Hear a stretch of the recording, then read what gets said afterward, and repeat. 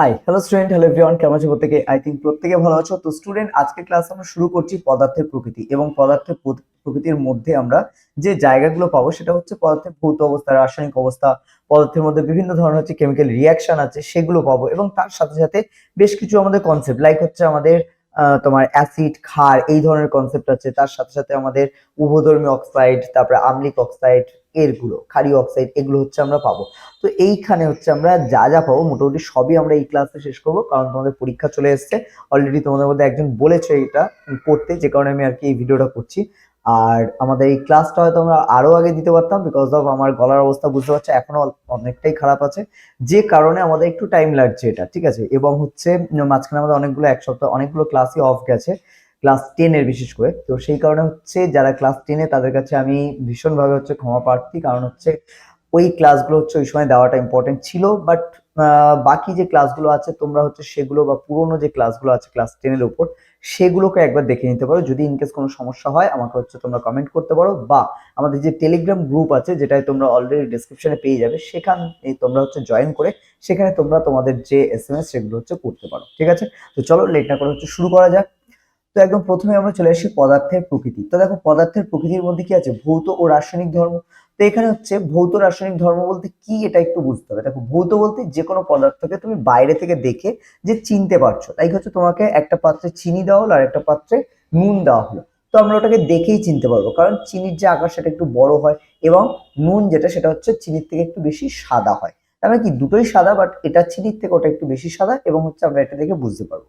কিন্তু রাসায়নিক ধর্ম কোনটা? যতক্ষণ না ওটাকে আমরা টেস্ট করবো ততক্ষণ প্রপারলি, কাউকে যদি চোখ বন্ধ করে হচ্ছে হাতে দুটো ডাস্ট করে দেওয়া হয়, বা দুটোই হচ্ছে দেওয়া হলো, তাহলে সে প্রপারলি হয়তো নাও বলতে পারে যে কোনটা নুন কোনটা চিনি, বা তাকে বলে দেওয়া হলো না, শুধু তাকে ডাস্ট করে চোখ বন্ধ করে, বা তাকে নর্মাল দিয়ে দেওয়া হলো, দিয়ে বলা হলো যে বলতো এটা কি, তখন সে হয়তো নাও বলতে পারে। কিন্তু সেটা যদি সে মুখে দেয়, টেস্ট করতে পারে, তাহলে সে কিন্তু তাড়াতাড়ি বলে দিতে পারবে। কারণ কি, নুনের যে টেস্ট সেটা কিন্তু হচ্ছে আমাদের মানে নোনতা টাইপের, কিন্তু চিনির যে টেস্ট সেটা কি মিষ্টি। তাহলে কি সে টেস্ট করে বুঝতে পারবে। এই যে টেস্ট করে যে বুঝতে পারলো সে, এটাকেই বলা হচ্ছে কিন্তু রাসায়নিক ধর্ম, ঠিক আছে।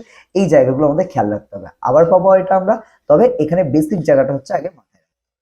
এবার দেখো, এখানে পদার্থের প্রকৃতি বলেছে। তো দেখো, পদার্থের তো প্রকৃতি করকমের আমরা জানি প্রত্যেকেই, যে পদার্থের তিনটি অবস্থা আছে: কঠিন, তরল এবং গ্যাসীয়। এবং কঠিন তাপ গ্রহণ করলে তরল হয়, তরল তাপ গ্রহণ করলে গ্যাসীয় হয়। এই জিনিসগুলো আই থিঙ্ক তোমাদের প্রত্যেকের জানা আছে। তো এইগুলোই হচ্ছে এখান থেকে একটু পড়তে হবে। এবার তোমাদের এখানে একটা কোয়েশ্চেন আসে, যেটা হচ্ছে আমি বলে দিই, সেটা হচ্ছে পদার্থের চতুর্থতম অবস্থাটার নাম কি। কারণ পদার্থের নর্মালি তোমরা ছোট থেকে পড়ে এসছো যে পদার্থের তিনটি অবস্থা: কঠিন, তরল এবং গ্যাসীয়। কিন্তু পদার্থের চতুর্থ বা 4 নম্বর একটা হচ্ছে অবস্থা আছে, সেটাকে কি বলা হয়? সেটাকে বলা হয় প্লাজমা, ঠিক আছে। তো পদার্থের চতুর্থতম অবস্থাটির নাম কি যদি বলা হয়, তাহলে তোমরা লিখবে কি? প্লাজমা, ঠিক আছে। তো নাও, এবার আমরা হচ্ছে চলে আসি, এখানে হচ্ছে সাধারণ অবস্থায় থাকা কিছু হচ্ছে পদার্থের নাম দিয়েছি, যেরকম পারদ, সোনা, অক্সিজেন, বরফ, এরকম বিভিন্ন আছে, বা আমাদের চারপাশে যা যা দেখতে পাই যেগুলো পদার্থ, যাদের মধ্যে প্রাণ নেই, সেগুলো সবই পদার্থ। তো এখানে আমাদের বেশ কিছু দিয়েছে, তোমরা দেখতে পাবে এখানে অনেক কিছু আছে যেগুলো তোমাদের জানা। তো এগুলো জাস্ট একটু রিডিং পড়বে, বিশেষ কিছু এখানে দরকার নেই, ঠিক আছে। তো এখানে এগুলো আমরা খেয়াল করবো। নেক্সট আমরা হচ্ছে নিচের দিকে চলে আসি, আর যেহেতু আমরা আজকে পুরো অধ্যায়টা শেষ করবো, তো সেই কারণে খেয়াল রাখতে হবে পুরো অধ্যায় জাস্ট ইম্পর্টেন্ট জায়গা, কোয়েশ্চেন কি আসতে পারে সেগুলো আমি হচ্ছে বলে দেবো, ঠিক আছে।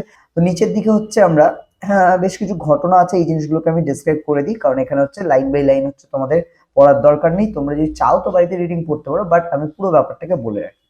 তো এখানে দেখো, এখানে তিনটে পাত্র নিয়েছে। তো তিনটে পাত্রের প্রথমটা কি আছে? বরফ, তারপর একটা আমাদের নর্মাল জল, আর তারপর একটা হচ্ছে জলকে ফোটানো হচ্ছে তলায় বুনসেন বার্নারের সাহায্যে। এবার খেয়াল করো, এই যে হচ্ছে পাত্রটা নেওয়া হয়েছে যার মধ্যে বরফ আছে, এর বরফের হচ্ছে সবসময় কি হয়? গলনাঙ্ক 0°C, বা হচ্ছে জল থেকে বরফ হওয়ার যে হচ্ছে টেন্ডেন্সি থাকে, সেটাও কি 0°C তাপমাত্রাতেই থাকে। এবার তাহলে এখানে থার্মোমিটার যদি এখানে বরফের মধ্যে হচ্ছে রাখা হয়, তাহলে দেখা যাবে এটা 0°তেই হচ্ছে ইন্ডিকেট করছে। কিন্তু যেটা হচ্ছে নর্মাল টেম্পারেচারে জল আছে, সাধারণ উষ্ণতায়, ঘরের উষ্ণতায়, সেখানে 20 থেকে 25-এর মধ্যে হচ্ছে টেম্পারেচার শো করবে। আবার সেটাই যদি হচ্ছে ফুটতে থাকা অবস্থায় জলের মধ্যে, বা তার উপরে বাষ্প যেটা আছে সেখানে যদি থার্মোমিটারকে রাখা হয়, তাহলে দেখা যাবে সেটা 100°C কিন্তু হচ্ছে টাচ করে গেছে, ঠিক আছে। তো এই যে ব্যাপারগুলো, এই ঘটনাগুলো কিন্তু সবই হচ্ছে পদার্থের যে তিনটি অবস্থা তার মাধ্যমে, এবং প্রত্যেকটা অবস্থা কিন্তু তাপ গ্রহণের ফলে বা বর্জনের ফলে হয়, সেটা কিন্তু এখান থেকে হচ্ছে বোঝা যাচ্ছে, ঠিক আছে। তো এই ব্যাপারগুলো আমাদের এখান থেকে খেয়াল রাখতে হবে। ঠিক আছে, কোয়েশ্চেন আসার জায়গা এগুলো হচ্ছে নয়, যেগুলো আসবে সেগুলো অবশ্যই আমি ভালো করে বলবো এবং তোমরাও নিজেদের বই থেকে সেগুলোকে নোট ডাউন করছো। ওকে, তো দেখো কোনো তরলের উপস্থিতিতে চাপ পরিবর্তিত হলে তরলের স্ফুটনাঙ্ক পরিবর্তিত হয়, এটা অবশ্যই টিক করবে, কারণ কোনো তরলের উপস্থিত চাপ মানে চাপ যদি হচ্ছে কমে যায় তাহলে তার স্ফুটনাঙ্ক কি হবে, কমে যাবে, আবার চাপ যদি বেড়ে যায় তাহলে স্ফুটনাঙ্ক কি হবে, বেড়ে যাবে। ঠিক আছে, আচ্ছা স্ফুটনাঙ্ক বেড়ে যাবে বা কমে যাবে এই ব্যাপারটা কি, আচ্ছা অ্যাকচুয়ালি উল্টো হয়ে গেল ব্যাপারটা, যে চাপ যদি হচ্ছে বেড়ে যায় তাহলে স্ফুটনাঙ্ক কি হবে, কমে যাবে। ধরো জল হচ্ছে 100 ডিগ্রি সেলসিয়াস উষ্ণতায় ফোটে, কিন্তু জলের উপরের যে চাপ সেটা যদি আমি বাড়িয়ে দিই, লাইক হচ্ছে যে পাত্রে আমি জলটা ফোটাবো সেই পাত্রটায় যদি একটা ঢাকনা দিয়ে আটকে দেওয়া হয়, ভালো করে খেয়াল করে, যেটা প্রেসার কুকারে অ্যাকচুয়ালি ঘটে। প্রেসার কুকারের উপরে কি থাকে, একটা রকম ঢাকনা থাকে। এবার প্রেসার কুকারের উপরে ঢাকনাটা দেওয়া বা হচ্ছে বাড়িতে যে হচ্ছে তোমার এখনকার যে ননস্টিকের যে কড়াইগুলো আছে তার মধ্যে দেখবে উপরে ঢাকনা দেওয়া আছে, এবং সেই ঢাকনাটা দিয়ে দেওয়া হয় রান্না হচ্ছে করার সময়, কেন, যাতে এর ভেতরের যে চাপ সেটা হচ্ছে বেড়ে যায়, আর চাপ বেড়ে গেলে কি হবে, ভিতরের স্ফুটনাঙ্ক হচ্ছে কমে যাবে, মানে কম উষ্ণতাতেই তলায় গ্যাস হচ্ছে আস্তে জ্বললেও বা কম হচ্ছে তাপ দিলেই খাবারটা তাড়াতাড়ি রান্না হয়ে যাবে, বা জল থাকলে জলটা তাড়াতাড়ি ফুটে যাবে।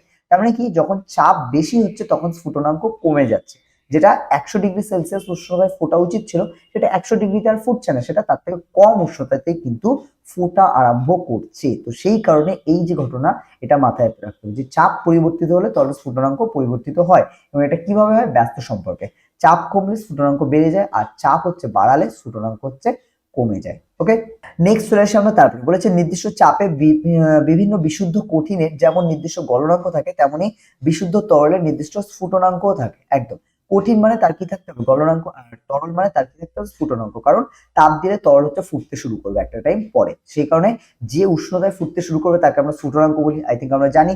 আর তরলের এই কঠিনের ক্ষেত্রে যদি আমরা তাপ দিই একটা টাইম পরে সেটা হচ্ছে গলতে শুরু করবে, তাহলে যে তাপমাত্রায় গলতে শুরু করবে সেটাকে আমরা বলছি কি, তার গলনাঙ্ক। ঠিক আছে, তো এখানে নিচে আমাদের একটা লিস্ট দেওয়া আছে, এই লিস্টটা আমাদের জন্য ইম্পর্টেন্ট, তবে সব নয়, যে জায়গাগুলো ইম্পর্টেন্ট আমি শুধু সেগুলো বলছি, তোমরা সেগুলো টিক করে রাখো এবং সেগুলোকেই মুখস্থ রাখো। ঠিক আছে, তো একদম প্রথমে এখানে হচ্ছে সোনা, সোনার হচ্ছে গলনাঙ্কটা মনে রাখবে। ঠিক আছে, কারণ এখানে তরল আর কঠিন দেওয়া আছে, তো সোনার গলনাঙ্কটা মনে রাখছো, খাদ্য লবণের গলনাঙ্ক মনে রাখছো, লোহার গলনাঙ্কটা মনে রাখছো। ঠিক আছে, এই তিনটে।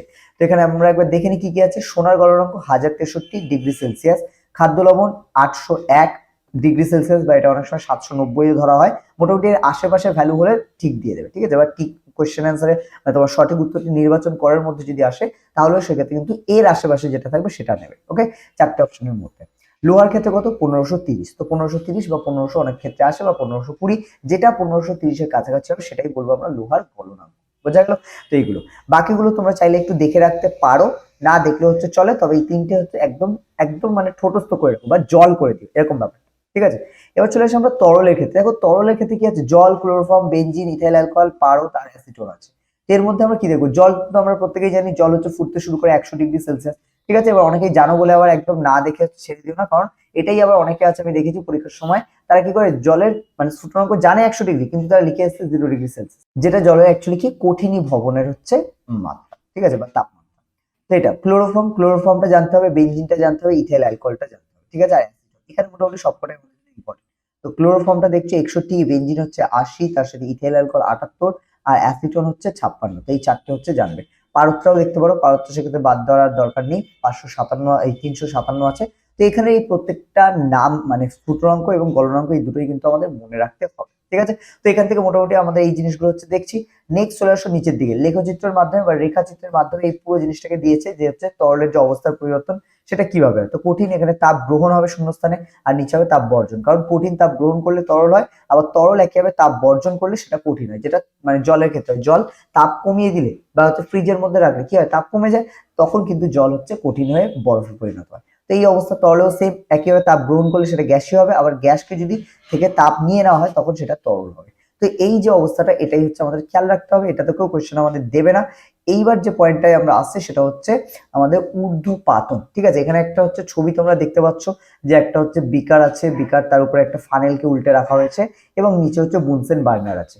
তো এখানে কি করা হয়েছে, এর মধ্যে কিছু হচ্ছে পদার্থ রাখা হয়েছে, এবং পদার্থগুলো কি তোমাদের মনে রাখতে হবে, কর্পূর, কর্পূরের বদলে হচ্ছে ন্যাপথলিন বা আয়োডিন বা হচ্ছে অ্যামোনিয়াম ক্লোরাইড। আর খেয়াল রাখতে হবে নিশাদল, অ্যামোনিয়াম ক্লোরাইডের নামই কিন্তু নিশাদল। এখানে সংকেতটা তোমরা খেয়াল করবে, নিশাদল বা অ্যামোনিয়াম ক্লোরাইড এর সংকেত কি, NH4Cl। ঠিক আছে, NH4Cl, এই জিনিসটা ভালো করে খেয়াল করো, NH4 Cl, তাহলে এটাকে কি বলা হচ্ছে অ্যামোনিয়াম ক্লোরাইড। তাহলে এই যে অ্যামোনিয়াম ক্লোরাইড যেটাকে নিশাদল বলা হয়, এটাই কিন্তু আসলে কি করছে, এটাই হচ্ছে আমাদের যে এই যে প্রক্রিয়াটা আমরা বলছি ঊর্ধ্বপাতন, এখানে কিন্তু হচ্ছে এটা ব্যবহার করা হয়। এখানে আমরা চাইলে কর্পূর ব্যবহার করতে পারি বা এই আদার্স যে মেটেরিয়াল গুলো পদার্থগুলো বলা হয়েছে এগুলো, লাইক হচ্ছে ন্যাপথলিন ব্যবহার করতে পারি, আয়োডিন ব্যবহার করতে পারি, আর অ্যামোনিয়াম ক্লোরাইড। তো এগুলো প্রত্যেকটাই কি, এগুলো প্রত্যেকটাই হচ্ছে ঊর্ধ্বপাতন হয়।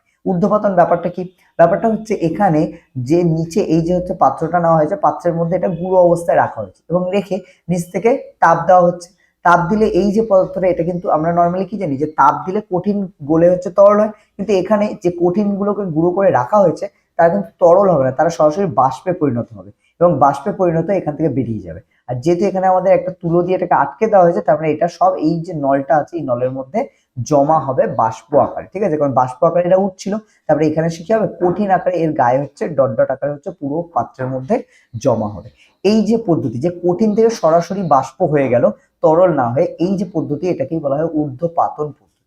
বোঝা গেল, এটাকেই বলা হয় ঊর্ধ্বপাতন পদ্ধতি। তাহলে কোন কোন পদার্থের ঊর্ধ্বপাতন হতে পারে, বা এরকম কোশ্চেন আসতে পারে যে ঊর্ধ্বপাতিত হয় এরকম একটি পদার্থ হলো, বলে হচ্ছে চারটে অপশন দিল, তার মধ্যে একটা, এই তিনটের মধ্যে চারটের মধ্যে একটা থাকবে, কর্পূর, ন্যাপথলিন, আয়োডিন বা অ্যামোনিয়াম ক্লোরাইড, বা নিশাদল থেকেও কোশ্চেন করতে পারে অ্যামোনিয়াম ক্লোরাইড না দিয়ে। তো তোমাদের মনে রাখতে হবে নিশাদলের কিন্তু মানে যে রাসায়নিক নাম সেটা অ্যামোনিয়াম ক্লোরাইড। আর এটাও কিন্তু কোশ্চেন আসে যে নিশাদল এর রাসায়নিক নাম কি, বলে হচ্ছে অপশন দিতে পারে বা নাও দিতে পারে, শূন্যস্থানে দিতে পারে যে নিশাদলের রাসায়নিক নাম হলো ড্যাশ। তো খেয়াল রাখতে হবে অ্যামোনিয়াম ক্লোরাইড, সংকেত সহ হচ্ছে মনে রাখবে। প্রত্যেকটা ছোট ছোট জিনিস খাতায় নোট করো, যেগুলো হচ্ছে তোমরা মানে নতুন পাচ্ছ বা যেগুলো আমি বইতে হচ্ছে জাস্ট লিখে দিচ্ছি সেগুলোকে। এবার চলে আসো নিচের দিকে। তো এখানে দেখো আমাদের চারপাশে হচ্ছে অনেক কঠিন মানে পদার্থ আছে আমরা বলেছিলাম, এবং কঠিন পদার্থ তার সাথে সাথে তরল পদার্থ এবং গ্যাসীয় পদার্থ প্রত্যেকটাই আছে, এবং আমরা জানি যে পদার্থের তিনটে অবস্থা, তাই তো। তো এখানে দেখো এই পদার্থের যে তিনটে অবস্থা তাদের হচ্ছে কিছু ধর্ম আছে যার সাহায্যে আমরা ওই পদার্থগুলোকে চিনতে পারি বা যেগুলোকে আমরা জানতে পারি। তো ওই যে ধর্মগুলো সেগুলোকে বলা হয় কি পদার্থের ধর্ম। ওকে, তো বৈশিষ্ট্য বা মানে বৈশিষ্ট্যের জন্য আমরা চিনতে পারি। এবার পদার্থের ধর্ম হচ্ছে দুভাগে ভাগ করা যায়, এটাকে খেয়াল করবে, যেটা আমরা একদম প্রথমে বলেছিলাম, এক ভৌত ধর্ম আর দুই হচ্ছে রাসায়নিক ধর্ম, ঠিক আছে। এবার চলে আসো ভৌত ধর্ম। ভৌত ধর্ম কি, যেটা তোমাদের আমি বলেছিলাম যে বর্ণ, গন্ধ এগুলো স্পর্শ করে, ঠিক আছে, আমরা যেটা বুঝতে পারি, মানে মুখে দিলে কি হবে, সেটা রাসায়নিক পরিবর্তনের মধ্যে চলে আসবে, কারণ মুখে দিলে আমাদের মুখের যে লালা আছে বা হচ্ছে জল আছে মুখের মধ্যে, সেটার সাহায্যে ওটা রিয়াক্ট করবে, করে ওর স্বাদটাকে হচ্ছে ও ত্যাগ করবে, যার ফলে আমরা বুঝতে পারবো যে চিনি মুখে দিলে মিষ্টি লাগছে, নুন মুখে দিলে নোনতা লাগবে, এগুলো। কিন্তু যদি আমাদের হচ্ছে বলা হয় যে বর্ণ, ওটা কি অবস্থায় আছে, তরল বা কঠিন, বা হচ্ছে গন্ধ, স্পর্শ, গলনাঙ্ক, এইগুলোর দ্বারা যদি আমরা হচ্ছে কোনো পদার্থকে চিনতে পারি, মানে এই সব বৈশিষ্ট্যের ভিত্তিতে যদি আমরা কোনো পদার্থকে চিনতে পারি, সেটাকে আমরা কি বলবো, ভৌত ধর্ম। ওকে, এটা আমাদের খেয়াল রাখতে হবে। এবার চলে আসো তারপরে রাসায়নিক ধর্ম। তো দেখো রাসায়নিক ধর্ম কি, রাসায়নিক ধর্মটা হচ্ছে এখানে একটু আলাদা। এখানে কি হয়, যে ধর্ম থেকে পদার্থের কোনো পদার্থের সঙ্গে বিক্রিয়ায় অংশগ্রহণ করার প্রবণতা বা ক্ষমতা লক্ষ্য করা যায়, তাকেই বলা হয় রাসায়নিক ধর্ম। তার মানে কি, আমাদের মুখে যখন আমরা চিনিটাকে হচ্ছে প্রবেশ করাচ্ছি, তখন আমরা কি বলেছিলাম যে দেখবো চিনিটা আলটিমেটলি কি, মুখের যে লালা আছে তার সাথে যে জল আছে তার সাথে বিক্রিয়া করে কি করবে, একটা মিষ্টি মিষ্টি আমাদের এনভায়রনমেন্ট তৈরি করবে মুখের মধ্যে। তারপরে ওটা কি, ওর রাসায়নিক ধর্ম। বা ধরো চুন, তুমি হচ্ছে নর্মালি হচ্ছে হাতে নিচ্ছ, কালার দেখছো, দেখে যদি বলো সেটা ভৌত ধর্ম, কিন্তু যদি ওটা জলে দাও দেখবে ওটা কি হবে, গরম হয়ে যাবে, মানে জলটা গরম হয়ে যাবে এবং জলটার দ্রবণটা যেটা, সেটা হচ্ছে কি অস্বচ্ছ হয়ে যাবে। তার মানে ওখানে দেখে আমরা কি বুঝতে পারবো, যে ওখানে চুন হচ্ছে জলে মেশানো হয়েছে বলে হচ্ছে দ্রবণটা তাপ, যেহেতু ওটা কি এক ধরনের হচ্ছে তাপ মানে তাপ উৎপাদী বা হচ্ছে তাপমোচী বিক্রিয়া, সেই কারণে আমরা বলতে পারি ওটা হচ্ছে এক প্রকার তাপমোচী বিক্রিয়া এবং ওটা একটা রাসায়নিক পরিবর্তন। বোঝা গেল? তো ওটাও হচ্ছে ওর রাসায়নিক ধর্ম, যে কারণে ওটা হচ্ছে তাপ রিলিজ করে বা তাপ হচ্ছে মোচন করে। নেক্সট চলে আসো আমাদের নিচের দিকে। এখানে এই সংকেতগুলো অবশ্যই ইম্পর্টেন্ট, বইয়ের মধ্যে যেখানে যত সংকেত দেখতে পাবে সব মুখস্থ করে নেবে, ঠিক আছে। তো এখানে হচ্ছে আমাদের SO2 sulphur die oxide, SO2 হচ্ছে কার সংকেত, সালফার ডাই অক্সাইড। নিচে চলে এসো, দেখো লঘু সালফিউরিক অ্যাসিডের সঙ্গে জিঙ্কের টুকরো যোগ করলে হাইড্রোজেন গ্যাস উৎপন্ন হয়, এটা জিঙ্কের একটা রাসায়নিক ধর্ম। তো এই পুরোটাকে আন্ডারলাইন করছো, কেননা এটা দিয়েই কোশ্চেন আসে যে লঘু সালফিউরিক অ্যাসিডের সাথে জিঙ্কের টুকরো যোগ করলে কোন গ্যাস উৎপন্ন হয়, বা এটাও কোশ্চেন আসতে পারে যে কোন অ্যাসিডের সাথে জিঙ্কের টুকরো যোগ করে হাইড্রোজেন গ্যাস উৎপন্ন হয়। যদিও এটা যে কোনো তিনটে স্ট্রং অ্যাসিডের যে কোনো তিনটের মধ্যে একটা দিয়ে হচ্ছে এটা রিঅ্যাক্ট করলেই হাইড্রোজেন গ্যাস উৎপন্ন হয়। এখানে লঘু সালফিউরিক অ্যাসিড নিয়েছে, চাইলে আমরা মিউরিটিক অ্যাসিড বা হচ্ছে হাইড্রোজেন ক্লোরাইড দিয়েও আমরা বলতে পারি জিঙ্কের সাথে বিক্রিয়া করলে হাইড্রোজেন গ্যাস উৎপন্ন করবে। যদি আমরা এখান থেকে আপাতত এটাই মুখস্থ রাখবো যে সালফিউরিক অ্যাসিড, যেটা সংকেতটা তোমরা চাইলে লিখে রাখতে পারো খাতায় বা হচ্ছে বইয়ের পাশে, যে H2SO4, আমরা এটা আবার পাবো H2 H2SO4, ঠিক আছে, H2SO4। তো H2SO4 কার সংকেত? সালফিউরিক অ্যাসিডের সংকেত। জিঙ্কের সংকেত আই থিঙ্ক তোমরা জানো, জিঙ্কের হচ্ছে কি Zn। আর তোমরা পরীক্ষায় যখন লিখবে, যেখানে হচ্ছে এই নামগুলো লিখছো, রাসায়নিক নামগুলো, তার পাশে যদি সংকেতগুলো দিতে পারো, তাহলে তোমাদের খাতার যে হচ্ছে ভ্যালু সেটা এমনি বেড়ে যাবে অন্যদের খাতার থেকে। তো সেই কারণে চেষ্টা করবে যখনই কোনো কাজ করবে সেখানে হচ্ছে মানে রিয়াকশন বা এইসব কিছু থাকলে সেখানে সেই সংকেতগুলো প্রপারলি দেওয়ার চেষ্টা করবে। ইনকেস যদি তোমার মনে হয় যে তুমি প্রপারলি দিতে পারবে না, তখনই একমাত্র কিন্তু এখান থেকে তোমরা অ্যাভয়েড করতে পারো। আদারওয়াইজ যদি প্রপারলি মনে থাকে যে লঘু সালফিউরিক অ্যাসিড বা সালফিউরিক অ্যাসিডের সংকেত কি H2SO4, তখনই দেবে, কিন্তু যদি ভুলটা জানো সেক্ষেত্রে কিন্তু দেবে না। ওকে, তবে এইভাবে হচ্ছে এগুলো মাথায় রাখছো। নেক্সট চলে আসি আমরা ভৌত ধর্মের সাহায্যে পদার্থের শনাক্তকরণ। যে পদার্থের শনাক্তকরণ কোনো ভৌত ধর্মের সাহায্যে হচ্ছে কিভাবে করতে পারি, যেরকম আমি তোমাদের চিনি নুনের সাহায্যে বলেছিলাম, এখানে সেরকম হচ্ছে তিনটে পাত্রে তিনটে হচ্ছে মানে জিনিস দিয়েছে। তো এখন আমরা চলে আসি সরাসরি এই জায়গাটা, কি বলেছে যে তোমাকে দুটো পাত্র দেওয়া হয়েছে এবং পাত্রে একটাতে হচ্ছে ন্যাপথলিনের গুঁড়ো এবং অন্যটায় আছে কি কর্পূরের গুঁড়ো। তাহলে এখানে তুমি পদার্থের কোন ভৌত ধর্মকে ব্যবহার করে পদার্থ দুটোকে শনাক্ত করবে। তো প্রথম কথা দেখো এখানে গন্ধ, কারণ ন্যাপথলিন আর কর্পূরের কিন্তু যে স্মেল বা হচ্ছে গন্ধ সেটা কিন্তু আলাদা হয়। তো যে কারণে আমরা কি বলতে পারি যে গন্ধ, আর গন্ধ কি একটা ভৌত ধর্ম, কারণ আমরা ওটাকে কোনো রকম রাসায়নিক বিক্রিয়া না করেই চিনতে পারছি বা শনাক্ত করতে পারছি। তাই এটাকে আমরা কি বলবো যে ওই পদার্থের বা হচ্ছে কর্পূর এবং হচ্ছে আমাদের ন্যাপথলিন এর হচ্ছে গন্ধ পৃথক বা হচ্ছে আলাদা, যে কারণে আমরা এই দুটোর হচ্ছে গন্ধের সাহায্যে চিনতে পারবো যে হচ্ছে কর্পূর কোনটা এবং কোনটি হচ্ছে ন্যাপথলিন। বোঝা গেল। নেক্সট চলে বলেছে আবার তোমাকে 4টে পাত্রে কেরোসিন, পেট্রোল, সর্ষের তেল ও নারকেল তেল দেওয়া হলো। তুমি কি ন্যাপথলিন বা কর্পূরে যে ধর্মের সাহায্যে শনাক্ত করেছো সেই ধর্মের দ্বারাই এদেরকে শনাক্ত করতে পারবে। তো খেয়াল করো, কেরোসিন, পেট্রোল, সর্ষের তেল আর হচ্ছে নারকেল তেল, অবশ্যই গন্ধ দ্বারা হচ্ছে এগুলোকে আমরা শনাক্ত করতে পারবো, কারণ কেরোসিনের গন্ধ পেট্রোলের থেকে আলাদা, আবার পেট্রোলের গন্ধ সর্ষের তেলের থেকে আলাদা, আবার সর্ষের তেলের যে গন্ধ সেটা কিন্তু নারকেল তেলের থেকে আলাদা। তো এগুলো সিম্পল জিনিস। তো এখানে বিশেষ কিছু টাইম নষ্ট করো না তোমরা, চলে এসো। আবার এখানে হচ্ছে নাম এবং সংকেত আছে, তার মানে এগুলো মুখস্থ করতে হবে। অ্যামোনিয়ার নাম কি, সংকেত কি NH3, এবং তার সাথে হাইড্রোজেন সালফাইডের সংকেত কি H2S। ওকে, তো এগুলো আমাদের খেয়াল রাখতে হবে। তারপরে এখানে চলে এসে অ্যামোনিয়ার গন্ধ কেমন, ঝাঁঝালো গন্ধযুক্ত। এটা অনেক সময় প্রস্রাবগারে এই গন্ধ পাওয়া যায়, মানে আমাদের বাথরুম, বিশেষ করে পাবলিক টয়লেট যেগুলো, কারণ আমাদের বাড়ির বাথরুম তো অনেক পরিষ্কার থাকে, তখন সেখানে আমরা গন্ধটা পাই না, কিন্তু পাবলিক যে টয়লেট গুলো থাকে বিভিন্ন ধরনের রাস্তাঘাটে, সেই সব টয়লেটে গেলে যে ঝাঁঝালো গন্ধটা পাও সেটা অনেকটাই অ্যামোনিয়ার গন্ধের মতো। বোঝা গেল। তো অ্যামোনিয়ার গন্ধ হচ্ছে ঝাঁঝালো। নেক্সট চলে এসো হাইড্রোজেন সালফাইডের গন্ধ কেমন, পচা ডিমের মতো। এই দুটো গন্ধ কেমন সেটা হচ্ছে অবশ্যই মনে রাখতে হবে। তাহলে এগুলো কি গন্ধর দ্বারা হচ্ছে আমরা যে বুঝতে পারছি এগুলো কি এক একটা ভৌত ধর্ম। নেক্সট চলে আসি আমরা উপরে, হচ্ছে কি বলেছে ছবির মতো করে হচ্ছে দুটো গ্লাসে A ও B সমপরিমাণ জল নাও এবং A গ্লাসের জলে 1 চামচ চিনি গুঁড়ো এবং B গ্লাসের জলে 1 চামচ হচ্ছে চকের গুঁড়ো যোগ করো। এবার চামচ দিয়ে ভালো করে হচ্ছে গ্লাস দুটোকে হচ্ছে নাড়তে থাকো। কিছুক্ষণ পরে তোমাদের পর্যবেক্ষণ পরের পৃষ্ঠায় লেখো।